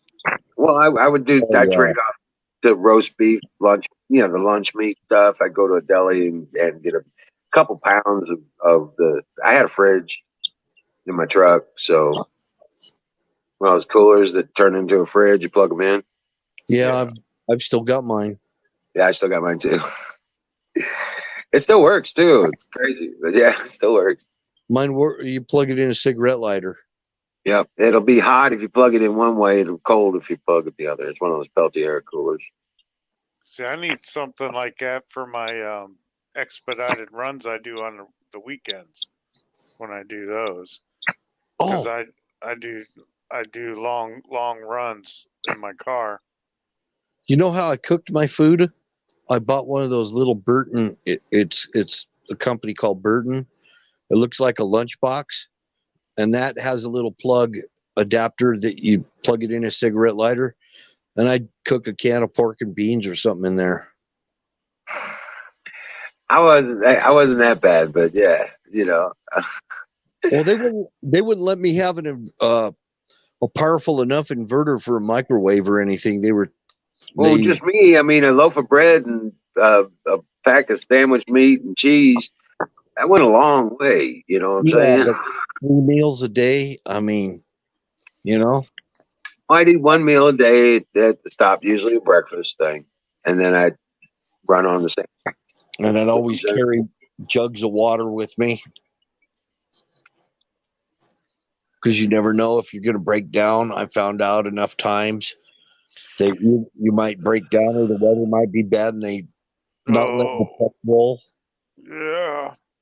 I drove Yeah. like 2 hours to go buy a gun once, and my car broke down on the on ramp, and I waited 4 hours to get a tow truck to take me home. If you know, in the stash place in my truck, the cargo stash in the truck, I always kept a case of cigarettes, a case of water, and a case of uh, tuna fish. I always kept that in the stash place in my cargo stash. Yeah, Skull. I use the exhaust manifold on a howitzer in the army to cook my shit, my sea rations. Yeah, I kicked some hot dogs that way recently. Yeah. Okay.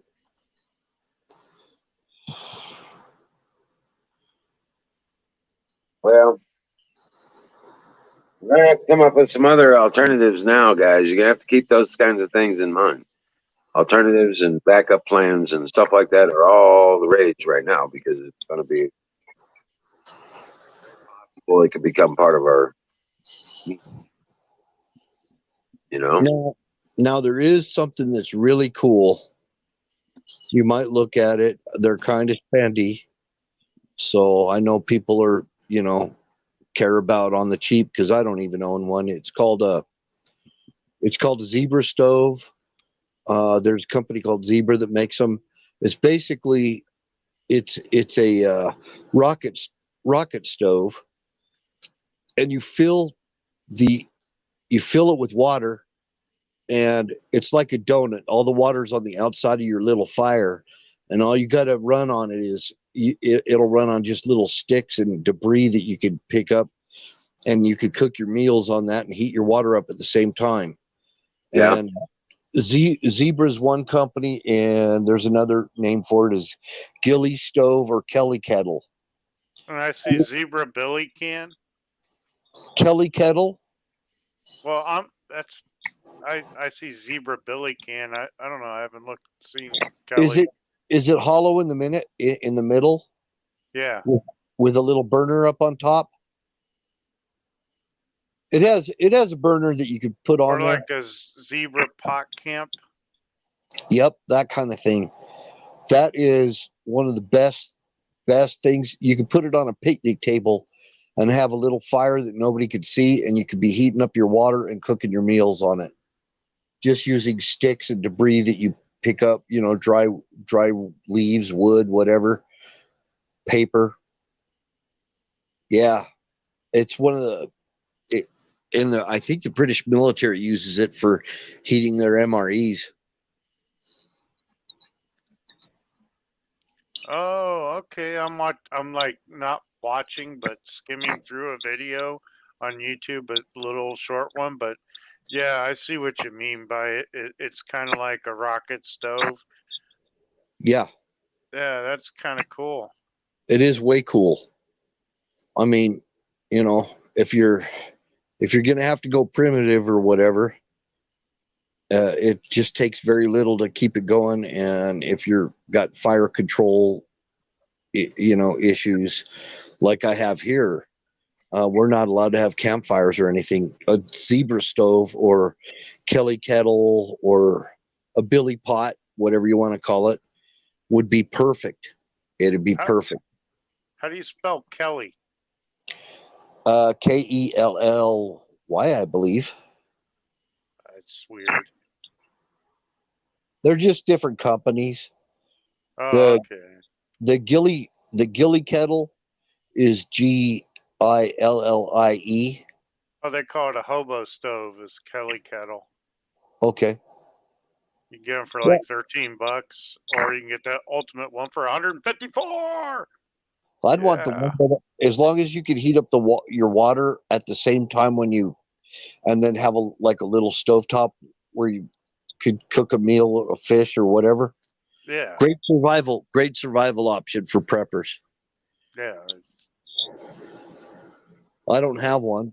The ones I saw were like $80. They're big though.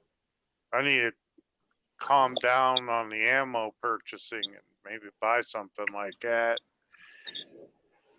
Yep. And maybe might look at a night vision monocular, Yeah.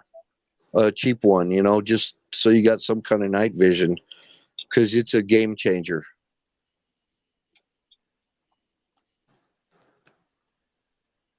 Yeah. Yeah, you could do a rocket stove too. It's easy to make a rocket stove though. What you want is something you're not going to have a glow that, if you're trying to camp, stealth camping, Yeah, I'm into that stuff. I have a Facebook page where I was posting all kinds of videos about that, where people teaching how to stealth camp, how to survive, doing survivalist stuff, and Hey, you the know, more you know, the less you carry. Yep. yeah, I know how to yeah, build I would build a Dakota stove. You know what I'm talking about. yep. Dakota stove would be the best stealth camping stove. That you can Yep. In the ground. just have a shovel, Yep. 2 holes, and you're good. Nothing to carry. Yeah, as long as you can kind of conceal that glow, Well, it's all going to be underground. Yeah. So anyway, but that's something you could carry with you if you want to carry something like that. I opted out on that. The only thing I have is the little Nesbitt stove, little folding Nesbitt stove, and some military issue sterno. Yep. I'd rather have instead of maybe that, just like something like I can put in the ground that has a little grate that I can swivel out over the fire to put a like a pot on or something, a small pot for boiling water and stuff. Well, the thing is, all you got to do is have a trenching tool. You dig 2 holes right next to each other, connect them at the bottom, put the Yep. fire in one, and you're done. Fire it up, and then you can use sticks and what have you, or rocks around the top of one of the holes to hold the pot. Yep. 3 rocks, hold your pot, And it allows for airflow.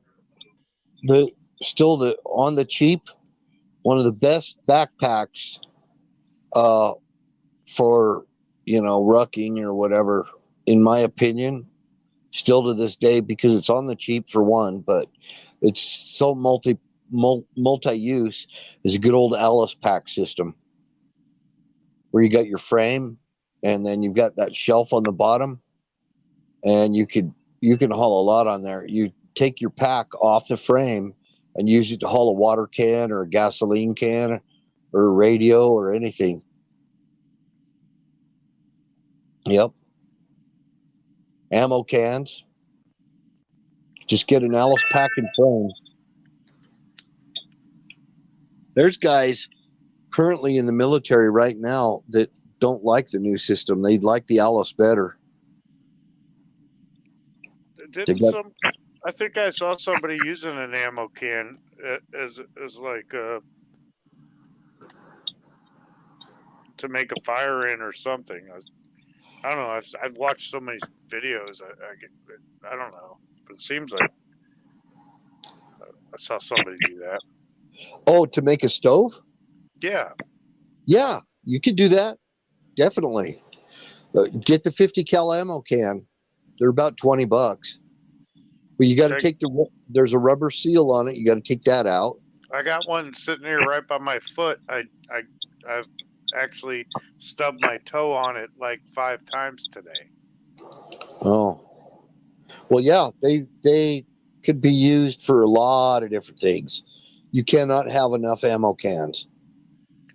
In worst Well, case have one. scenario, you could take the ammo cans if you had a shit ton of them, and you needed to barricade yourself to be bulletproof. You just fill the bastards up with sand Oh yeah. and use them like sandbags. Stack Yep. them up, and you got a fighting position.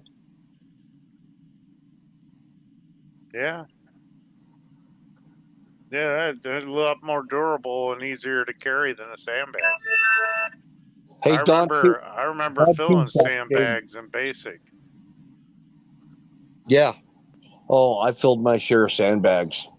I was artillery. I filled a lot of sandbags. I didn't. I was entry level status discharge, 2 weeks active duty, 2 weeks inactive duty. See you later. Yeah, that even when you get to your permanent duty station, sometimes you got to do sandbag duty. Yeah.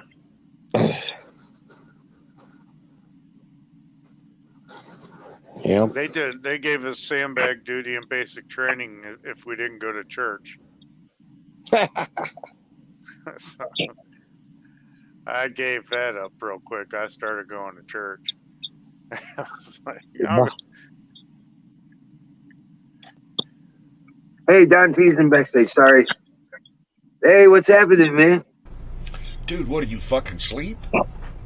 I saw you nodding off there. What is up? You're not getting enough rest? Girlfriend's keeping you up? I was not having fun today. I went to Six Flags. Oh, okay. Yeah. Free food, free ice cream, free rides. Yeah. Gotcha. Yeah. I'm a little depressed tonight, so I just wanted to pop in and say, hey, how's everybody? And I had to put my Jeep down today. No. Yeah, apparently blew something, and the rod bearings are fucked, so I need a new engine. Right. no. And it's a 5.7 liter Hemi, so it's about $6,000. Oh shit!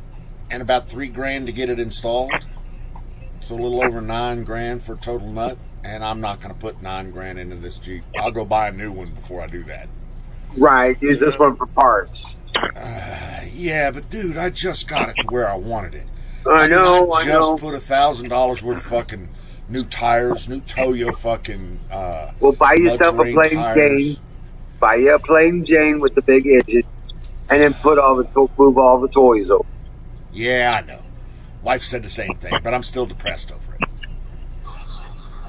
Sorry, Don. Yeah, it sucks. Old friends die hard. I know, man. It was so good to me. I love my Jeep. I'm so depressed. Did you tow it all the way? Tow it all the way. Yes. This was my tow vehicle. This was my baby. I had a custom front end put on this thing I did $500 worth of welding just to have the winch in the tow spot. So it was so perfect. Right. I hear you. Damn. That sucks. Hey, Lord, how you doing, sir?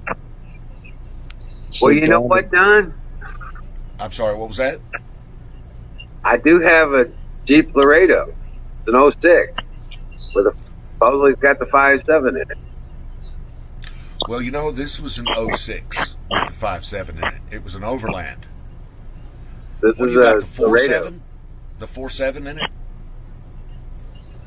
4.7 or the 4.0? 4.7, I believe. Those are nice motors. You cannot kill those motors. Those are so awesome. Well, it's sitting out there. We drove right where it is. We parked it there. It's got a body problem, but it's got a great drivetrain. See, I got drivetrain problems, but I got a fucking great body. Yeah, it can't be street legal. They what they call it, salvaged out the title. Oh, okay. Yeah. Okay, we were going to just fix it up and turn it into a property. Still put it around the house. I mean, you can make that a farm Jeep. Yeah, I would. Mule. Fucking property mule. Yeah. Exactly. Yeah. Loaded That's up with exactly push bars and winches and generator and all kinds of shit. Yeah. Yeah, line that thing up with the light bars and big tires and just let it. The four wheel. There is one problem with the drivetrain. You can't unlock the 4-wheel drive. It won't come out of 4-wheel drive. So That's sad. Well, if it's property mule, we don't care. Yeah, that's true. Dude, that AMC 4 liters inline 6 is like, it's like Lord says, you can't kill it. You can put a bullet in it and it'll still run on 5. Right. That thing's awesome. Crazy Canadian says fire in the bowl. Oh, Well, fire the upside is I get to go Jeep shopping. in the bowl. Oh, there you go. So you're right. That's exactly. I'm gonna buy myself something clean and stripped down with a big motor, and I'm gonna move all my toys over to it eventually, slowly. Your racks and your lights and Yep. push bars Yep. All the and your above. suspension lift kit and your tires and your system. Yeah, The wheels and tires will go over automatically. That's good. right. Well, as long as you don't need the lift. I do need the lift, so I'll have to put 3 inches of lift on it first thing. Right. That'll be the first thing. So yeah, I need the lift. Yeah, that's what I was going to say because I thought yours was sitting up pretty good with those big Oh ass yeah. Fuck yeah, it does. And as soon as I put the lift on it, I'm gonna have to put some rock rails on it too. And I'll not make the same mistake I did previously. I didn't put rock rails on it. I just put step bars on it. So here I'll put rock rails that have step bars on it. That's Right. There you go. So, it would that transfer the parts? Could they be put on a Wrangler? Well, I'll tell you what. The winch can be, yes. The rack, the top rack, the basket rack can be, yes. The wheels are the standard Jeep 5-lug pattern. So as long as it's got enough clearance and lift for the big 275 R17s, then yes. So you'd probably go with a 4-door. The Light 4-door bars, Wrangler? yes. So I don't know how interchangeable they are. well, they're not really, but kind of. Like, the stuff that I've got now is fairly generic, okay? The winch, I've got $500 worth of custom metal work there, but I might be able to transfer most of that over because that comes in a standard Jeep tow package or tow bar that fits my RV tow bar. So most of that. Go ahead. Here's the $64 question. Does that doesn't have a frame under it, does it? Is it a unibody construction? It does have a frame under it. Yes. Oh, right on. Yes. Hell yeah. Okay. I just got something real quick to say. There's something going on in chat. Something about sleepy and what is sleep. Sleep is where I'm heading. Y'all have a good night. What is All right, Lenny. Okay. You have a good one, buddy. Dream well, Patriot. Roger that. Let me have a wonderful day, sir. Good night. Bye bye. So, yeah. I have, like I said, I have a custom front end that allows both the towing and the winch mount. I just put $400 worth of brand new fucking headlight assemblies and high performance LED fucking or halogen light bulbs in it, new running lights on it, and fucking it just pisses me off. Transfer over that big ass fucking alternator you put on there to handle all that shit. Exactly. I put $300 worth of battery in it just fucking last week. Right. Sounds like a rapid assault vehicle. It is. I love it. It's been so good to me. The only thing he didn't get was the 50 cal mount out the passenger side door. Yes. Absolutely right. That's all I needed was a 50. And I had the hard point for it, so I was going for it. And Kevlar panels in the doors and stuff. Yeah, but So yeah, it was my baby. It was I don't know. I'm depressed. And I know it sounds like I'm whining. I apologize. I don't get up here and whine, but Jesus. well, I feel your pain, brother. Reminds me of when I had to sell my '67 Cougars. Oh my God, no. Yeah, I built that thing from scratch, dug it out of a fucking junk pile, and built that son of a bitch up from nothing. See, that's the thing. You get all this love attached to all this steel, and it's just like a woman. It's probably not worth, or it's probably gonna they're gonna turn on you, just like everything else. Right. Nah, this thing. We even went to jail together. The people were calling my car Christine. You know what I'm saying? I did 60 days in the stockade. They put my car in the fucking compound yard right next to the fucking Dude, I know where stockade. that compound yard is. I had that same problem. So yeah, my car was familiar with that also. Right. Crazy Canadian, we got 10 acres down here for cheap. It ain't as cheap as it used to be, but I got 10-acre lots all around me. So you can get all the 10 acres you want for probably less than, well, let's see. I think they say 10 acres is about $60,000. Around here, it's only about 22, 25. Okay. Yeah. But yeah, and it's not in hell. And it's not in hell. Yeah, here's the 10 acres here is in hell. Trust me, it's fucking 125 degrees, baby. And if you ain't sitting under something, you're baking. That's why I was wondering why you wouldn't build a house underground. You know? Well, there's something to be said for that. Really. Oh shit. But yeah, there's a bunch of land here in the West. If you want it, you better get here and get it before the fucking Californians do. Because apparently they're pouring over the border like zombies, buying up everything that's not fucking nailed down.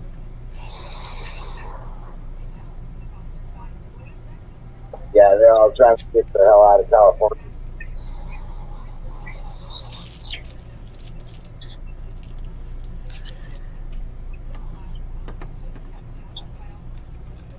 Yep. Oregon and Washington are having the same thing.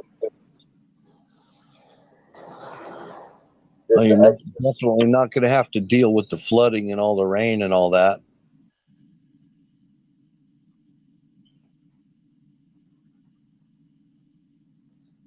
In Nevada, anyway. Crazy Kid says, I'd do it, but I need a way across the border. I think Canoes is running a special this week. He'll come up and get you for like $10 and smuggle you across.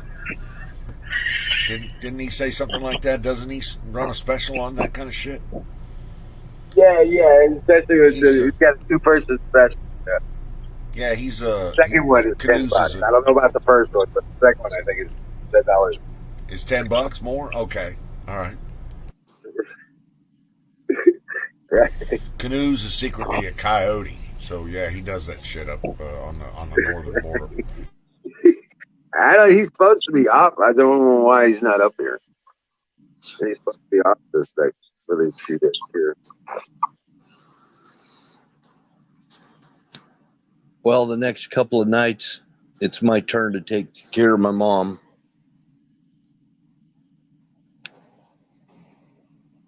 So I might not be on much.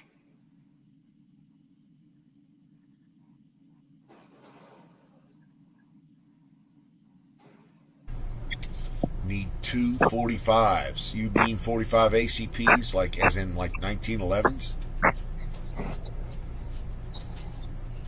Crazy. That's Canadian a lot of brand. dually. That's a lot of dual.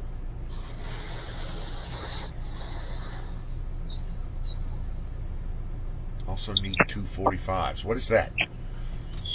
I mean, in my land, 245s is 245 caliber weapons. But Yeah, you that's may be what I was talking thinking about. too. Yeah. 245. Okay, we got Jesus Christ. We got all that.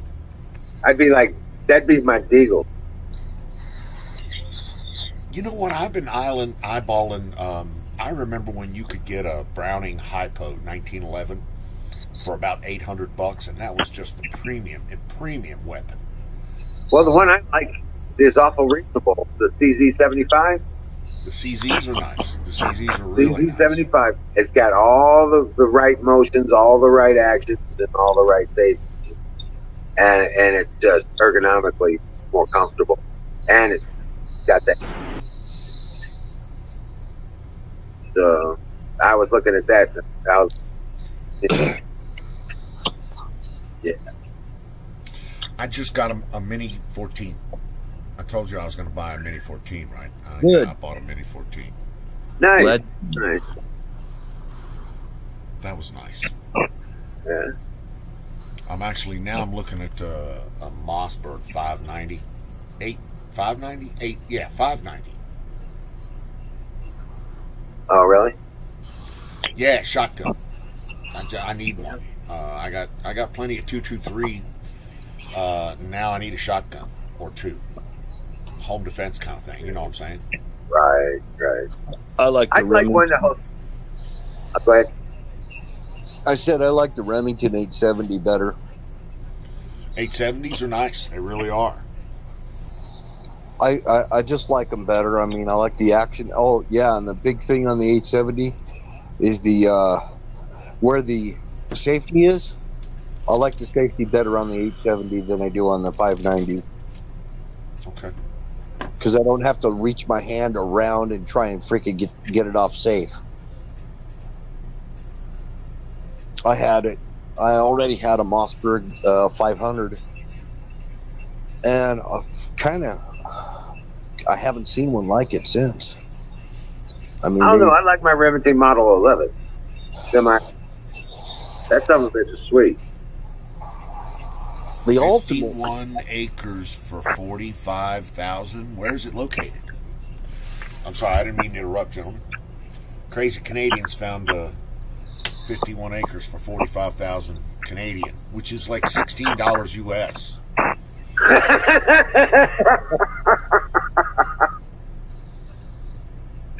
Right.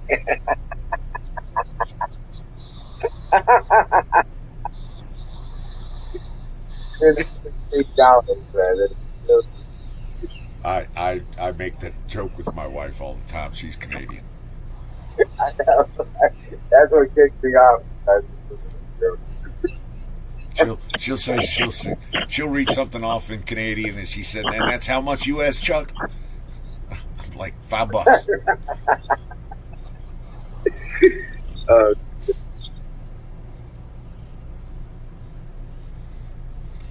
North of Toronto, okay. Up in what do they call that? Cottage country. Toronto. Wifey, I think, she was born and raised in Topical, just outside of, it's a suburb of Toronto. I wish Canada wasn't so liberally cucked. Who said anything about liberally cucked? I said I wish Canada was not so liberal like it is. Yes, no, you're absolutely right. Yeah. That transgender that runs the joint up there, Trudeau, he's a fucking. I think, what is he? Is he pre-op at this point in the program or post-op? I don't know, but I love Canada. I love I love the people there, but I mostly, just all the outdoor stuff to do. I like Canada too if it wasn't so fucking cold. Right. That's my big problem with Canada. It's fucking cold. That's a serious problem up there. It really is. Isn't there like some place in Canada that's kind of like their banana belt? Vancouver. That'd be the only place. Well, you might Victoria, you know. Yeah. British The Yeah, whole West British Coast, Columbia too. thing, that whole British Columbia is the most temperate place in Canada. Yeah, I think And so. it's nice. It's beautiful. I love the fucking British Columbia. It's too close to fucking Fort. It's what is it? Seattle. Seattle. It's way too close to Seattle, though. Yes, you're absolutely right. All the cooties rub off of Seattle onto fucking Vancouver and BC. There's got to be a place you could sneak over the border there, though, into British Columbia, I'm sure there is. I'm sure there is. like some deer trail or something. That made it so that he was not subject to any town codes for building. See, that's the way to do it. That was in Canada, by the way. So, yeah, if you got 51 acres, you could declare your own incorporated fucking town. Say, Nice. okay, here's the new. I got a new rule book. Here it is, and I set the rules, and whatever I say goes, and that's the way it is. Yeah. I can do that, and dare a motherfucker to tell you otherwise. So how big does it have to be? 51? I don't know that it has to be anything. I mean, you could take No. 6 square feet and fucking declare a fucking incorporated town. Well, here it takes at least 40 acres. Okay, 40 acres. There it is, in Missouri. In Missouri, yeah. We don't have to have a permit for shit. Not even. I like that. I like that a lot. No building codes, no inspection department.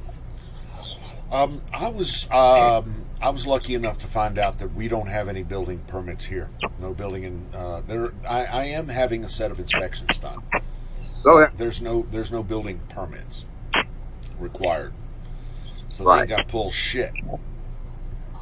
But you have to pass code in Nevada, right? No. I'm assuming. Well, I'm not going to build anything that's not code. Okay, so Yeah. no matter what they say, I say that I need the inspections. Yeah. For my Right. own, And financial requirements may require. absolutely. The loans require certain levels of inspections. Yeah. So yes, there's a certain level of governance that is in there, but the county has not required me to pull a building permit, and I don't have to do anything to dig a well, or I just have to put a deposit down and sign and give them some money to pull power from the pole. So, and none of that is permitted. So Right. what are you allowed to do as far as a well goes? Just curious. What do you mean allowed? From what I understand, the state constitution guarantees me 1,800 foot or inch feet of water or something like that per day. Right. I understand that. That I can take from the ground without any issues, problems, without any throttling or regulation. Which is going to be adequate for what you need. Way more than adequate, yes, sir. Right. So what? I guess what I'm trying to ask you is, do you have to have a well permit? No. Okay. Now, if you go the next city over into Pahrump, then not only do you have to have a well permit, you have to have a state permit to drill a well. Damn it.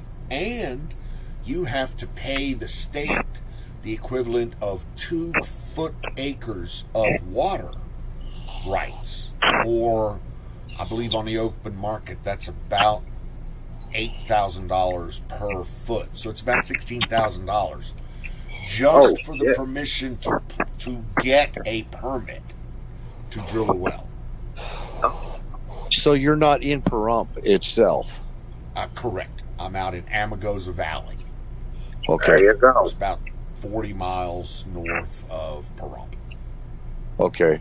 When you said Tonopah was close, that kind of gave me a little bit of a visual. It is. Yeah. Tonopah's. I'm between Pahrump and Tonopah, almost exactly. Oh, nice. You're in a good area then. I like it. Gets a little hot sometimes. What How does what hell? do Wiz call it? Hell? Yeah, it's about right. Yeah.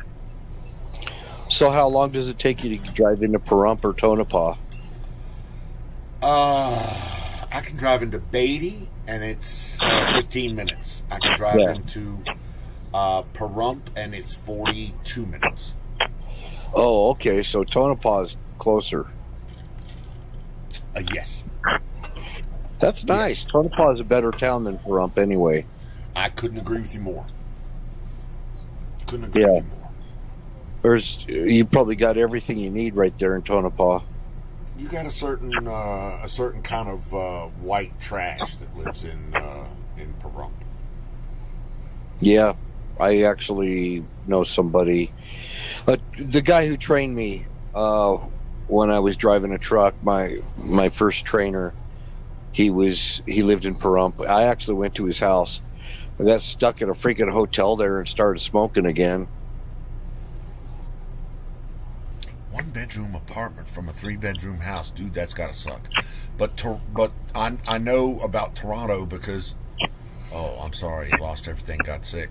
Toronto's went through the roof as far as real estate is concerned. Canada is just, but it's cool. Isn't that where Prince Harry moved to? I don't know. I think he moved to Toronto, I thought. Might have, didn't he? I think he did move to Canada. Yeah. He got. Is Tonopah north of you? Tonopah is north of me, yes, sir. Okay. Tonopah's north of Beatty, which is north of me.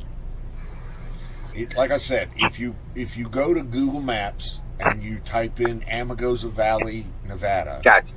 the Area 51 sign comes up, the green Area 51 cafe with a big alien head on it comes up. Oh yeah.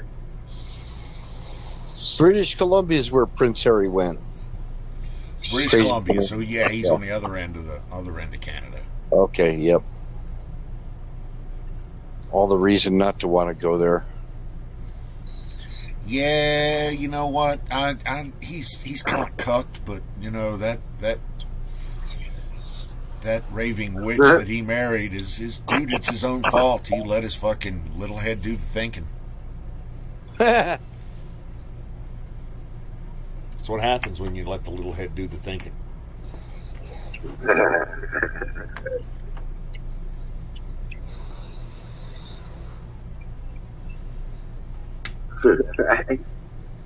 Well, at least they're allowed to eat garlic now. The Queen wouldn't let him eat garlic or onions. The royal family, it's not allowed.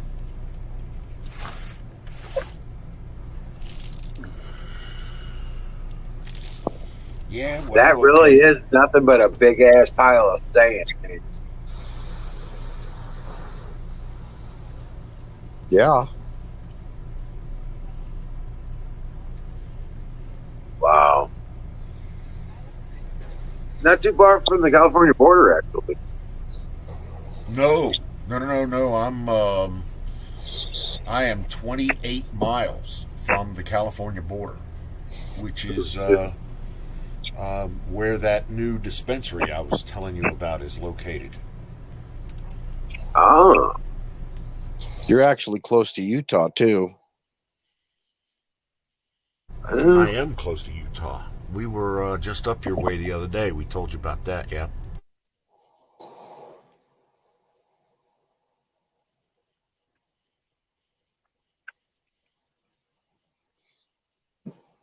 Yeah, you Tonopah's close to Utah border.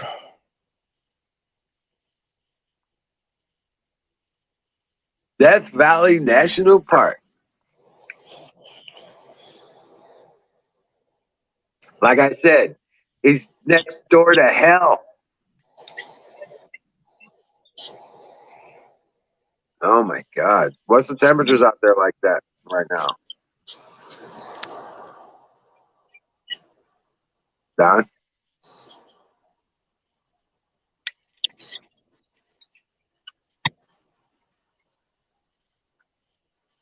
Uh-oh.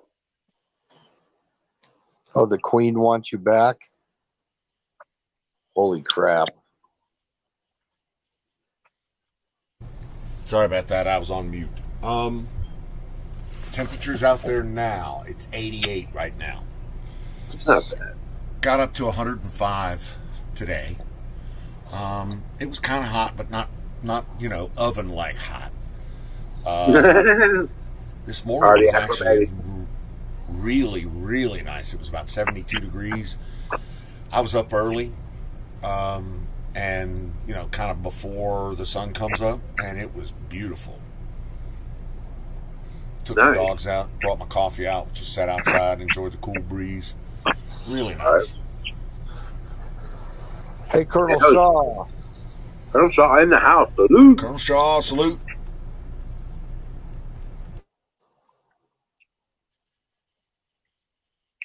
Yeah, I got up 95 today, 96. Supposed to do that again tomorrow.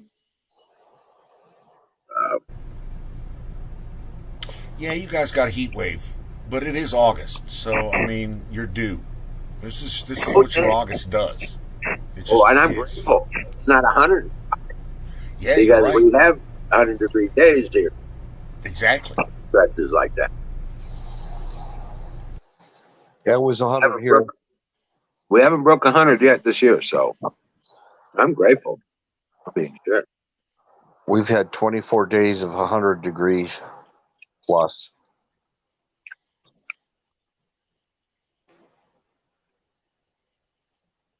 Wow.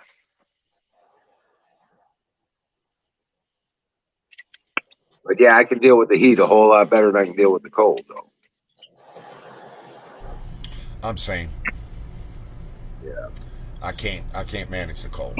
I don't do well in the cold. It's so damn painful. Well, in the heat, I just sweat. Right. Okay, I can sweat. I understand how to do that. That's easy. I've been doing that for years now. Well, you're not going to have to worry about too much cold where you're at anyway. No, I don't. But, and I was really surprised to understand this. It does get below freezing here pretty regularly in the wintertime. Like down to 32, 28, 26 degrees sometimes at night. I was amazed. I didn't know. Yeah, deserts can be cold at night. But I do like where we're at so far. The humidity can be a big issue here. Yeah. You'll see what I mean. The dry cold, it's not that bad really. You're used to a wet cold like Wiz has over there. The humidity's like 10 times what it is where I live.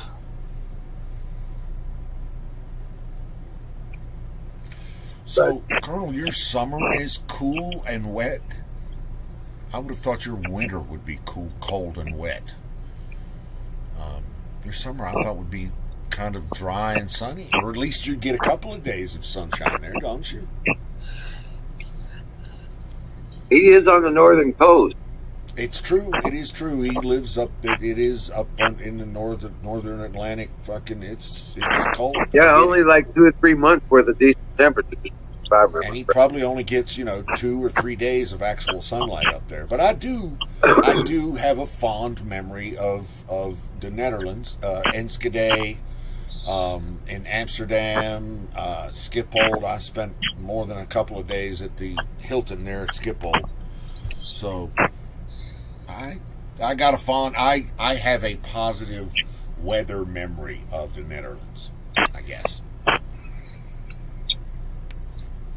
Yeah, I have. Yeah. I've never been there. I've only been to Germany. You didn't go anywhere in Europe while you were there? Most of the time, pulling duty, man. It was we were on the verge of war. Yeah. But I did make it up to Hanover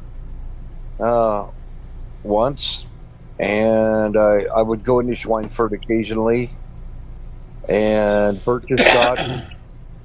Went to Berchtesgaden. Würzburg, places like that. But you know, the Iron Curtain was still up, so we couldn't go into East Germany. Well, me and my buddies, we take weekends and just go up Frankfurt and work our way over to the Netherlands. I never went to Frankfurt. Really? Yeah, we were always on yellow alert. We weren't even allowed to have civilian clothes. We were always in our uniforms, almost the whole time I was there. Oh yeah, there's that shit going on with Poland, the Solidarity Treaty. I came in right after the helicopter was shot down and checked the borders. Yeah. I pulled the Czech border. That was Lech Walesa in the Polish shipyards. I remember that quite vividly. Lech Walesa, exactly. I think I was a young EW at the time. EW? Getting my first, I was Navy, electronic warfare. Oh, okay. I hear EW and I think enlisted woman. I'm like, did you make a mistake, by what you said? Electronic warfare. He's got secrets. I was a spook. Yeah, I'm a spook. That's what I do. That's cool. It is cool. I like what I do. I'm a lucky guy. I probably could have done that myself. I got the mind for that kind of thing. Navy was the thing. Charlie. Navy hooked me up. Charlie. Yeah, yep. We were Charlie. But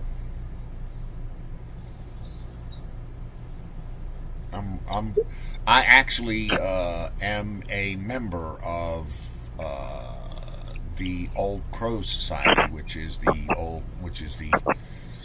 civilian version of electronic warfare. So you can basically you can join the Old Crows and stay abreast of what the EWs are doing and what the industry does, and they're doing some so cool shit and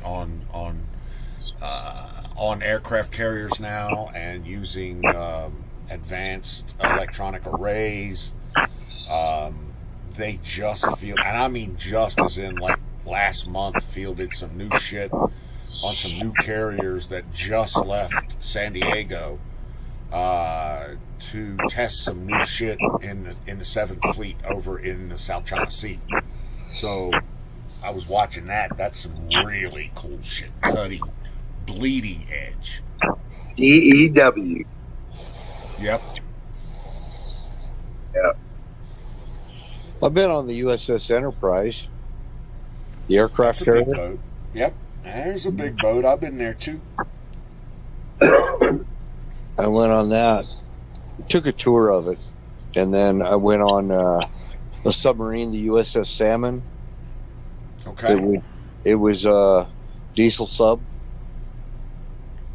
and there was one other, and I don't remember the name of it. I'm trying to remember the Nimitz. Oh wow! Yeah, I was on the Nimitz. Yeah, the ship. Yep. Did a tour of the Nimitz. Did you see the pictures of that new badass aircraft carrier they got? Which one? The new one that just got launched. CN-78. I can't remember what the name of it is. Supposed to have the sub launchers on it, stuff like that. Are you sure you're not referring to the UK, the HMS Queen Victoria? the latest British carrier, they've got a brand new carrier that they just put down into. They're doing a round the world sail right now, and will end up in the South China Sea, deploying their entire frame, or basically the whole British Navy will be down there in a strike fleet. So, right, supposing some exercise, Red Sea kind of thing. Bunch of new exercises. So 2 carriers just left San Diego. One of them was the Carl Vinson. The other one I don't know. I can't remember. Both of them had new EW gear on them. Had our new AN SLQ 59 on it, which is just a badass piece of gear. So yeah, I mean that's but I track that stuff. That's my thing. Right. I'm talking to Canoes about it too. So. Yeah, he's got a lot of data on it too. I don't keep up with that stuff. I just I brush across it. And then I ask you guys because I see some of the shit, and I don't even know what it was called. But there was a new one, and they had the energy weapons on it on the side of the hull. Well, that's the Carl Vinson.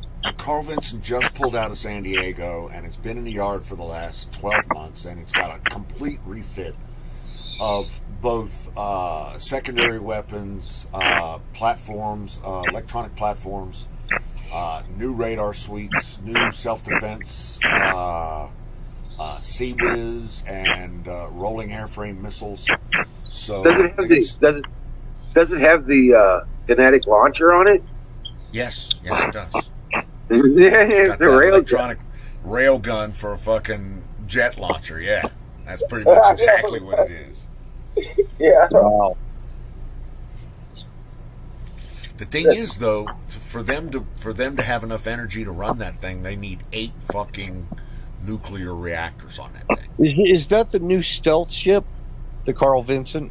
No, that's an aircraft carrier. They haven't quite stealthed that up yet. Oh, what's the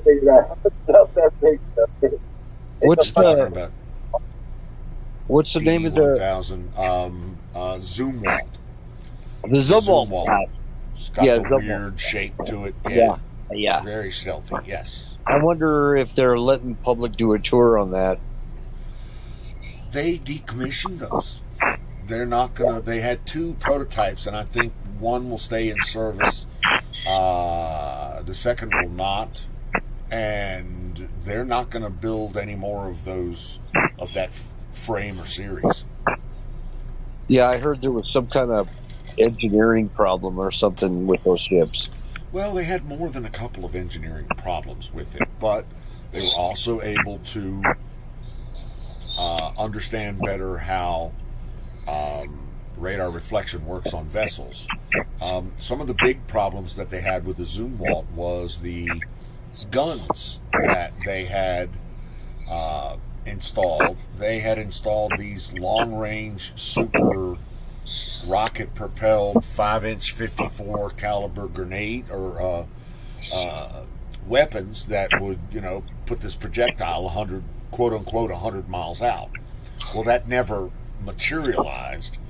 And the more they got into the development of the weapon into the shells, the more the shells started becoming more expensive. And each of the rounds was talking about, you're talking about a $10,000 round that, would not go 100 miles. It would go 50 miles.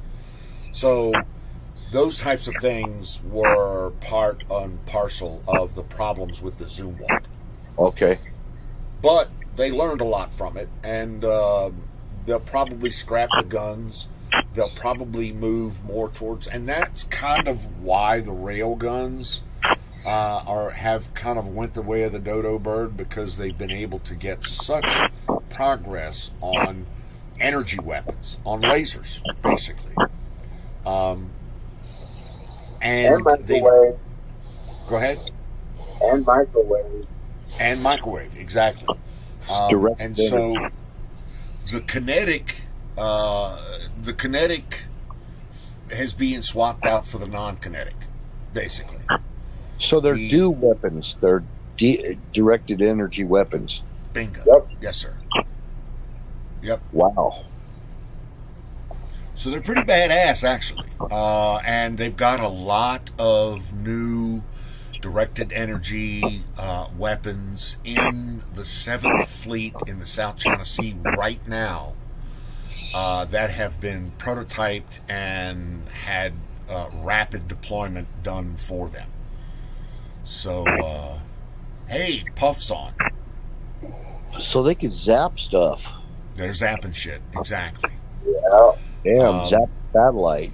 And the new electronic warfare gear that I'm talking about, the ANSLQ 59, has got a lot of that new zapping power embedded in it also. Wow. What's up? What's up, Dave? Dave, how are you, sir? Oh, he's looking for a thing. I don't know. Read chat, please. Okay, read and chat. How do they... Yeah, how did they do that? Fire in the bowl. Well, yeah, they've really made a lot of progress on directed energy weapons, and they've put it on a lot of different platforms in a lot of different ways, too. So, both in close-in weapon systems, in aerial defense, in drone defense and drone swarming defenses and things like that. So there's a lot of new buzzwords around ship defense and missile defense. And so, anyway, I'm rambling on. I apologize. I'll shut up now. Why? It's not good. Right, you're doing good. Yes, I saw that, Colonel. Yes, I got you. Yeah, I mentioned I turn red. When I get sun on me, I turn red. I don't tan up right. I just turn red. And then it fades away. I turn red, but it's all sunburn. No, I'm not burned. I don't burn easy. I just turn very shades of red. The more sun I get, the more red I get, and then it just fades away. I burst into flames. Right? Thin skin bastard, you. I said, Dave. I'm doing good. I'm Irish. I'll burst into flames. You know what I mean? Literally. How you doing, Dave? Doing good. Y'all know Chris is out on a date tonight, right? Oh, no. Yeah, he's out on a date. I need to refresh standby. Okay. Yeah, he's out on a date tonight. Oh, no shit. That's Yeah. good for him. Oh, it's very good for him. Hopefully things go well. Oh, yeah, she's a cutie. There's no doubt about it. And he's known her for a while, and she's known him for a while. So it's kind of like, all right, be good. Don't do anything stupid, because you could get a second date if you do it right. Right. I missed that first part. Who's the lucky two people? Apex, Chris, and a young lady. I forgot what her name is. I think Marion. I don't know what the hell that is. So, Okay. I don't know who it is, but I saw a picture. So, yeah, thumbs up on that. So I told him, don't get over anxious, don't act desperate, and just fucking treat it as a date, and then give her a kiss goodnight, and then send her ass home, and don't try to get anything more than that. Do it smart, and you'll win. So I told him. Right. Good advice. Yep. Good Don't advice. don't expect anything, and just treat it the way it is. Let her drive the cab for a while. You know what I mean? So. Oh, all right. I know I heard an early fire in the bowl, but I'm a little delayed, so sorry. Fire in the bowl. Brought to you by Sausage Gravy Biscuit Farms. .com.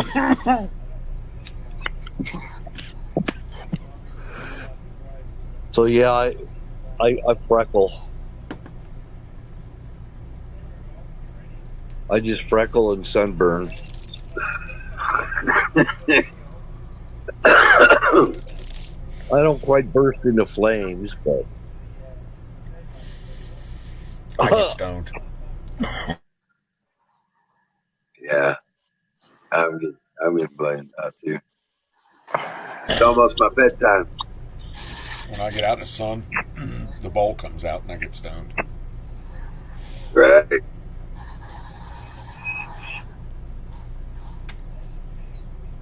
Colonel Sharp, you want coffee?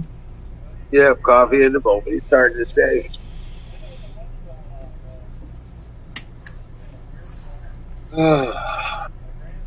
So did you all see the video from the My Pillow guy?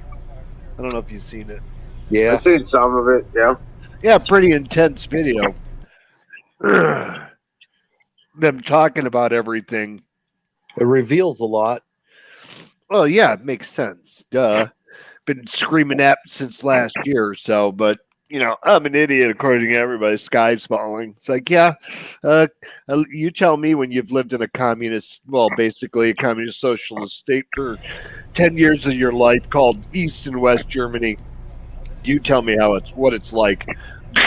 You have no idea. See, That's what I tell people. That's the problem with most of these most Americans is they don't know anything different. Right. They've never seen anything bad. Well, yeah. Let me take some of these politicians over to France and let them walk through the streets of homeless Muslims laying all over the place, begging, and it smells and it's just disgusting. You know what I mean? That's what happens when you let the borders get overflowed. You know, you get a whole shitload of desperate. When I understand why they're doing it, you know what I mean? I get it. However, too much of a good thing can turn out to be a bad thing. That's what I always like to say. And you should be doing it legally anyway. That's just me. Oh, did y'all hear about that Chinese billionaire that bought 140,000 acres along the coast of Mexico and Texas? Yeah. Yeah, right next to one of our Air Force bases too. And his whole project, huh? Was it Jack Ma? Yeah, correct. He just bought it, and they're frightened out of their mind because he wants to build a wind farm, which will then tie into our grid somehow, some way. So, pretty scary crap. Got $20 says it never happens. Oh no, the land's already bought. Deal is done. Yeah. That's fine, but I got $20 that says he never builds a wind farm or does any sort of development on that if it's close to any kind of military base or anything. I got $20 that says that never happens. Oh, I'm sure Who it wants a won't. piece of that? Yeah, I'm sure they'll do something to stop that shit. Hopefully. Hopefully. Exactly. But the point is 140,000 acres that runs along the Rio Grande. That's kind of like, oh, fuck your gateway. You know what I mean? True. No, you're right. You're absolutely right. That's a fucking that's a you can strategic piece of property.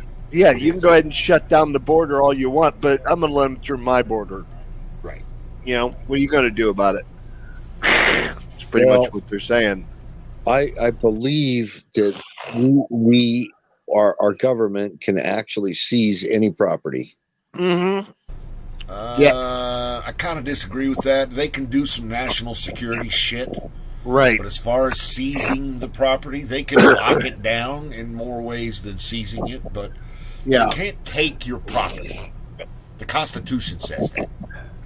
But they can do all manner of other shit.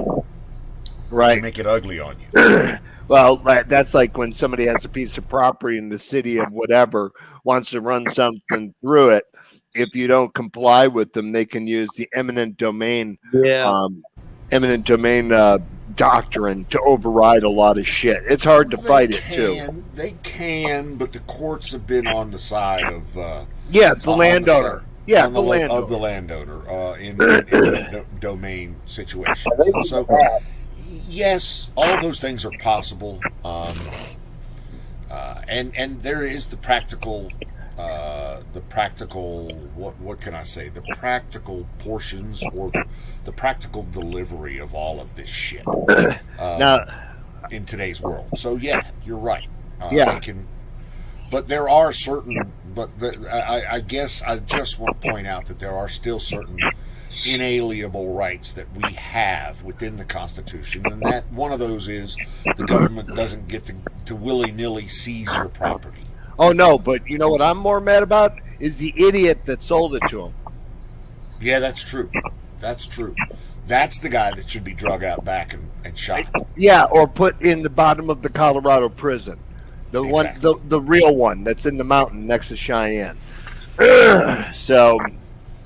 You okay, Irish? Huh? You all right, man? You okay? Oh yeah. This is some bomb-ass woo, that I just smoked. 2 puffs, and it's like I'm looking at it like it's holy shit. So yeah, so I'm he fine. escaped the chat and he doesn't even see me. So the colonel's saying that Mr. Misfit here is not has escaped the chat, and he's not one of them anymore, and he's one of us now. So we got to pay more attention to chat. Oh, yeah. Colonel Shaw, I love you, brother. I'm just giving you a hard time. Colonel Shaw, come up here. Yeah. Come on up, Colonel. You got your coffee, Yeah. right? Colonel's asking if you're actually in Ireland or No. I've lived in Indiana since I was 2. That's it. From Ireland, yes. In Ireland, no. Like I said in the past, in past chats, even though I'm a dual citizen, however, I joined the Army and retired a 30-year career 2 years ago, so that I could know that my right to be an American was earned by my efforts in the military. So that's the way I looked at it. You know, I mean, I had all the privileges, but I had to really appreciate it by paying back for this freedom. I gave it. You know what I'm saying? I gave part of my life to it. So that's the way I look at it. But I'm loyal to the United States. There's no doubt. If there's a throwdown, I'm throwing down. It's never going to get to that. I don't think so. So, but like I said, there's a lot of crap going on. It's just like, holy crap. And I just shake my head. It's like those young kids have no clue of what they're facing or what they're inviting into the front door. It's a scary beast sitting outside there going, oh, we gonna get you. We only control 75% of your medicine and all your resources and now your land. So pretty ingenious. Hats off to the Chinese. That's all I got to say. Hats off. You won chess. You know what I mean? So now what are we going to do about it? That's all I got to say, is because the only advantage I have over y'all is if I want to pack up and go, I can. Yeah, but we still have all the attitude and all the guns. Oh yeah, no. I agree with that. Like I said, FYI, just so I can update everybody here in the state of Indiana, the director of health for the state of Indiana / the chief of medicine for the state of Indiana, who gives advice to the governor, happens to be a good friend of mine. So I asked her the direct question, and I will read her answer for at least Indiana is, quote, she says, well, I hope you are well, David. We are not shutting down Indiana at the state level, but each county has the ability to be more restrictive if the local elective officials agree 100% unanimously. One vote with a no means it's a no-go. So our hospitals are getting overwhelmed with patients at this point. That was her exact words. So that's kind of nice for Indiana to have a direct connect to the person who advises the governor whether it's safe or not. Lindsay's a Republican, and she knows the crap that's going on, and we chat.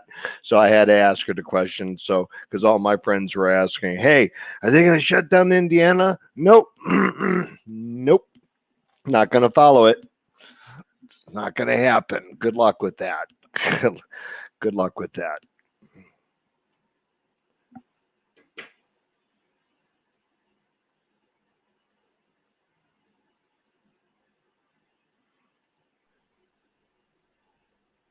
That's good to know, though. Oh yeah. Well,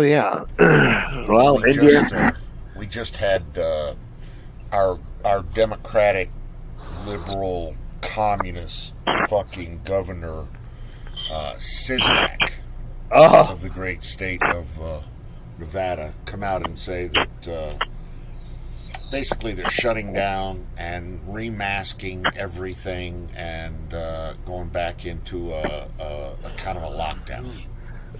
And the people in the state of Nevada are saying, you know what? Fuck you. We're not Right. going into lockdown. Yeah, we're not going to have lockdown. What are you going to do about it? It's not going to happen. Yeah, it's more of us than you.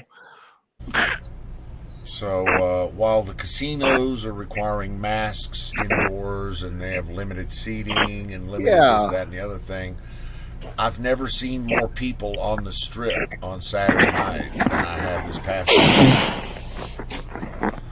Wow. So, I mean, Vegas is back open for business whether Sislak wants it or not. And the rest of Nevada has told Sislak to go fuck himself. So, well, I'm going there for Thanksgiving, so they better be open. Should be fine.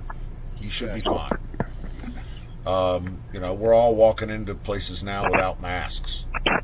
Well, all I can say is this: when I'm there for Thanksgiving, if you want to join after your family Thanksgiving, come join me. I'll have a lot of people with me, so it'll be fun. I do this every year, so it's kind of fun.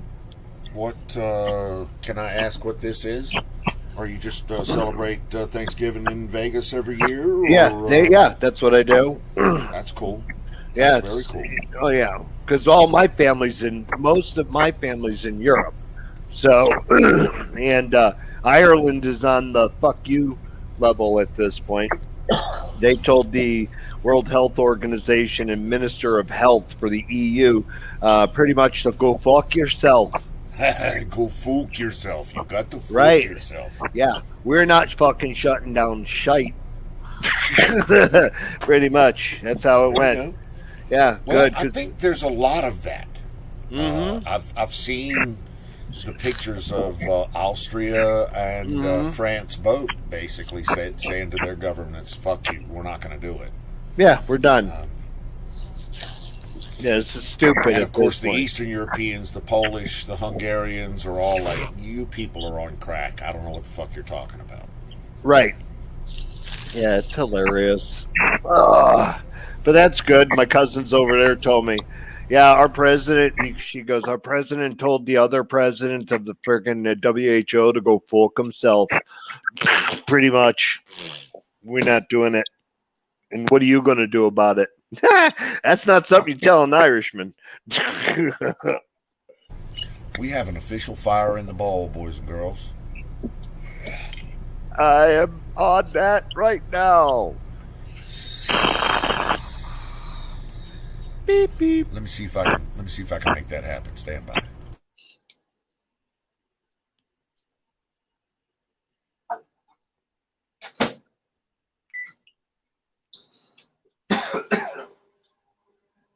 There you go.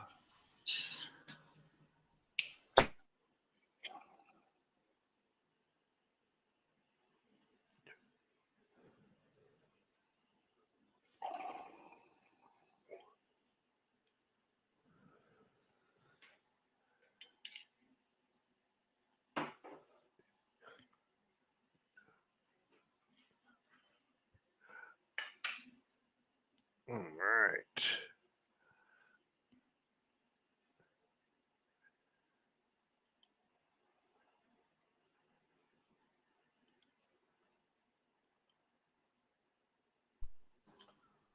Man, I can't cough.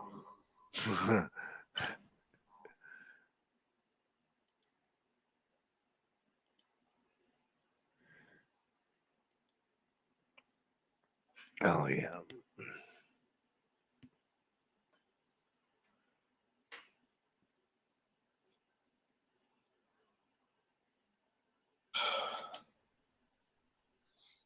Yeah, I think the Irish have definitely got some sass to them. Oh, yeah. No time to ask questions. It's pretty much how it works. You say something stupid, you get one chance to take it back. If you don't want to, well, then you deal with it. Take it like you mean it. That's what I always like to say. If you want an ass whooping, I'll be more than happy to oblige.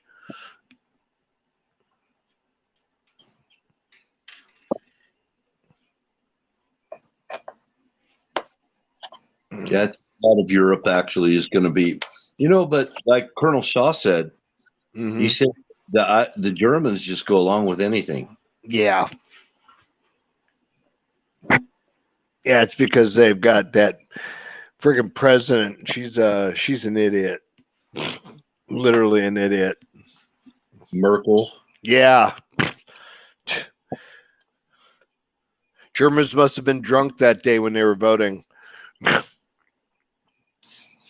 They're like, huh, look, they put her there. Let's just put her. Yeah, let's do it.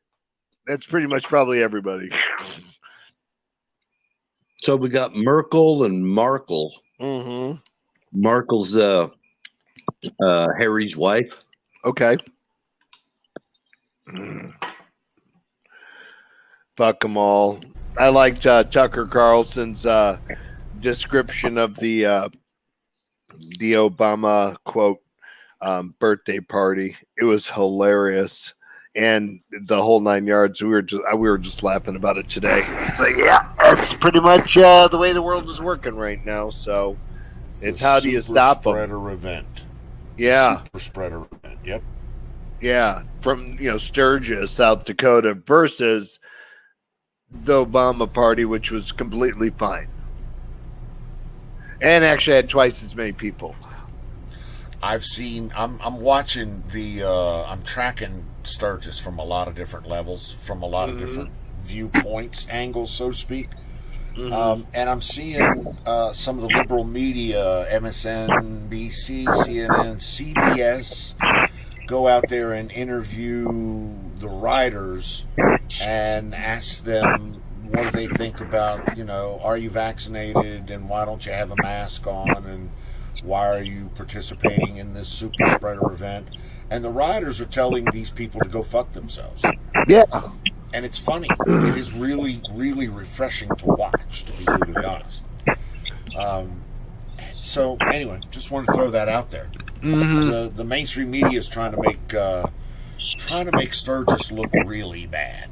Well, that's right. And poor people that are just trying to enjoy a big event. It's not like you don't have to not wear a mask. It's your choice. That's all it is. These people said, fuck you. Hey, well, that's pretty much what it is. Good luck. What are you going to do about it? I mean, that's pretty much what it's boiling down to all the time. What are you going to do about it? Yeah, but they don't want to talk about Obama's birthday party. Oh, no.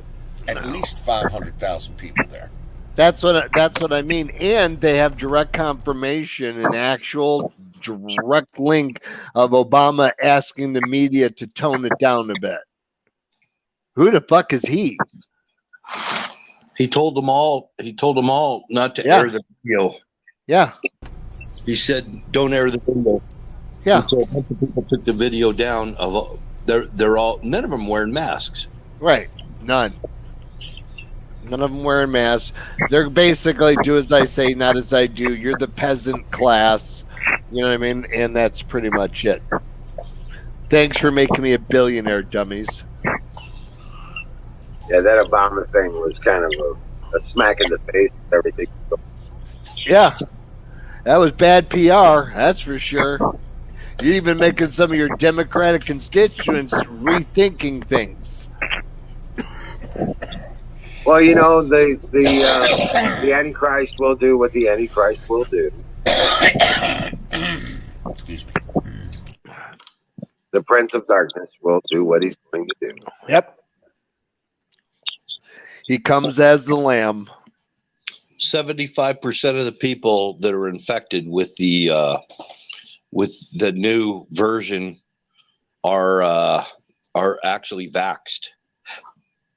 Yeah, it's coming out all over the place. Yes. Countries and stuff. Right. However, there's only the Johnson & Johnson one is the only one that has not been reinfected. That's a big tell. And that's on the European side of the equation where the censorship is a little bit different. You can read the big deal about J&J right now having no comorbidity with the Delta strain if you're vaccinated by the J&J, the one and done. So a lot of countries are trying to switch. So, which is good. I got that one. So I had to, unfortunately. but it was the safest version I would accept. You know what I'm saying? Just like any flu shot or any stupid like that in the military. It's like, okay, well, I can do that one and done because it's not artificial. I'll do that. It's So. not mRNA or RNA. Yeah, no, it's old fashioned, old school, Yeah. 75-year technology. Get what you need, grow it, then kill it, and then shove it in a saline solution and shove it in your arm and let your body figure it out. It's pretty much what it is. They've been doing that for 75 years. Why change the boat? But the problem was, and that the argument was, they did have the Delta strain variant because of their location, and they were able to incorporate that protein genome naturally and grew it and did the same thing and put it all in that. That's why they said it's a one and done. It's one and done. You're not going to get a booster. It's not necessary. It's one and done. And yeah, it's very true. That's good. Yeah. I've been my friends who are all physicians who got the J&J have been around, people in the hospital that have the D variants. You know what I mean? Again, it's targeting the I don't like to say it like that, but the people who have some disorders, genetic disorders or age, you know what I mean? And that's pretty much what it targets. And it's just, you can't tell me this isn't a custom process. It is. You want to wipe out one class, you target it. Don't matter. You are above 65, obese, have a heart condition, or have MS or a low immune system. Well, good luck if you catch this. Or low information IQ individual. Yeah, I don't know. It's just it targets malformations, genetic defects as its prime. Prime attacker. Most natural immune systems can kill this thing like it's no tomorrow. Even the Delta variant. It's the ones that we're all hearing about, the misery about, are the ones who are unfortunate to have a disorder that they can't protect themselves. You know what I mean? That's pretty much it. It's like cleaning the herd. Whittling it down to the prime beef, nothing else. So that's why it's a designer bug. So I'm sure there's going to be one more coming. Sure, it always comes in threes. Well, whichever version of the shot you got, you're going to have to get boosters. Yeah, that's what they were saying. But J&J and their actual European website are saying that they're having solid evidence that this is a very strong vaccination because it's such a simple, even though it seems like it's immediately crazy, but it's a very simple freaking cold virus with a little bit of flu mixed into it. So it's not like our body's not used to that parasite. But again, we shall see. I always say bad things come in threes. So we got the first one. We had the Delta. Now what's next? I'm going to lay my money on, if this was all a real big plan, anybody that had the AstraZeneca and all the other shit, they're going to do something that'll ignite that thing like a bomb. AstraZeneca, a lot of people died from that one. Well, my mother-in-law took it and even like I said, Apex can verify it because he was there. But my mother-in-law took the Pfizer, and 7 days later, just didn't wake up. Cause of death unknown. Private coroner says some odd activity that can't be determined, and it's not natural. So, yeah. So that's why if you've had it and you survived from those shots, good luck. I hope you didn't take them. But if you were going to take one, even the U.S. Army, everybody that I know in the MP world said that their commanders are holding out for the J&J and they won't let them take anything else. And if they're force mandated, that's from my nephew, who's a lieutenant. He said, hell no, you're not going to make us do it. we get a choice. So, Are you active duty now? No. I retired 2 years ago. I did a full 30. So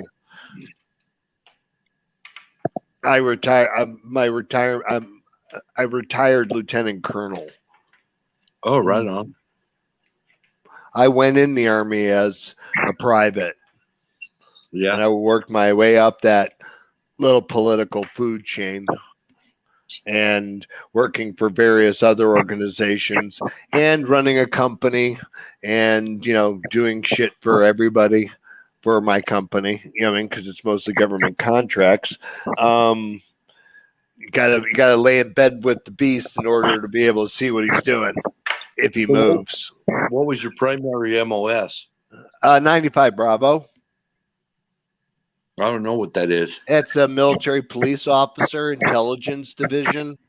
Oh, My main job was working with U.S. Customs and the intelligence community, gathering data, whatever needed to be done, and then assessing it. Basically, like an analyst, kind of situation and making decisions. But prior to that, till I made officer. The most important part that I ended up doing is that I was a combat MP only. That was my job. Wherever there was trouble on the planet, my only vacation was to go home for 2 weeks and then back to war. Did you go to Somalia? Yes, Mogadishu. Yes, that's where I got a Purple Heart from. What the hell, man? Oh, no, I took a bullet right to the abdomen. I mean, I can show you my nice juicy scar down my abdomen.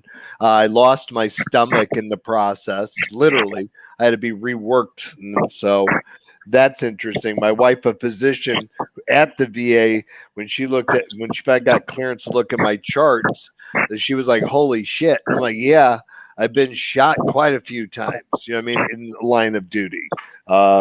And Mogadishu was the one that made me, quote unquote, want to retire. But then the alphabet soup companies came in and said, we got other things that you're very well qualified to work with. So, but I retired from that just 2 years ago. So, which is very nice pay for my rank and also for the benefits of that. So that's why some of the stuff I'm watching is kind of neat because I actually get to see weird shit too. I mean, I'll call up the chief of medicine for the state of Indiana. It's no big deal. But because I do know a lot of people. So if I know something before everybody else, damn, you all are going to find out the moment I find out. I ain't going to wait till 10 o'clock. I'll find my way to find you guys. You know what I mean? To say, hey, here's what's going on. You know what I mean? It's going to be on the news soon or it's not. Probably not. You know what I mean? So that's the way I like to say it. Probably not. Nobody's really going to talk about it. But here in Indiana, yeah, I've got 2 reporters that kind of pick my brain a lot. So, did you guys see that alert that was supposed to be out on cell phones today? say that again. You have to see that emergency broadcast alert. Oh yes. I saw that. I was like, internet, the test. You know what I mean? I'm like, that's kind of odd timing. You know what I mean? To want to do that. So I didn't see it here. Yeah, I got that one. It was weird to actually see it, so I will admit it. I didn't get it. Yeah, I got mine. This is just making sure that my notification, my internet notification is active. So if you have an Android and you want to know how to shut off the triangulation feature without losing your signal, you have to ask me offline. So you get to use your phone, but I have a program that you can tell your phone wherever the hell you want to be. Oh, VPN? No. I my program reprograms the GPS chip inside the phone that the government uses to monitor you. Oh, wow. I've got toys. That's what I like to say. I have access to toys, real good ones, and so every phone in this house, including Chris's, he gets phone signal. Sometimes it gets crappy because of what it is. However, yeah, I can say I'm in Budapest right now. Click a button, and no matter where I go, I'm in Budapest. And if I want to F with somebody who is watching or tracking, I can program it to go at a path from one point to another and back and take the long road. I wish I had that. Yeah, I have that feature. So, Well, my ass has got to get to bed. I'm falling out. all right. All right, guys. I know I look at the time, it is like, holy crap. So, that's all right. Well, good night, Wiz. Good night, everybody. Colonel, everybody. Woo woo. I'm out of here. Night all. See you tomorrow. God bless you all. Thank you all for participating today, hanging out. Good talking to you, Don. Yeah. Yep. And Dave, I'm glad that you were able to hang out. Yep. Thanks for coming up, Bill. That was awesome. Yeah, it's been a good talk tonight, man. A lot of good conversation. And I really appreciate it, man. It means a lot. So, all right. I'm out. All right, buddy. Take care, man. And we'll see you tomorrow. Yes, see you tomorrow. Dream well, Patriots, because we're winning and we're going to win this. So, guys, take care. I'll see you tomorrow.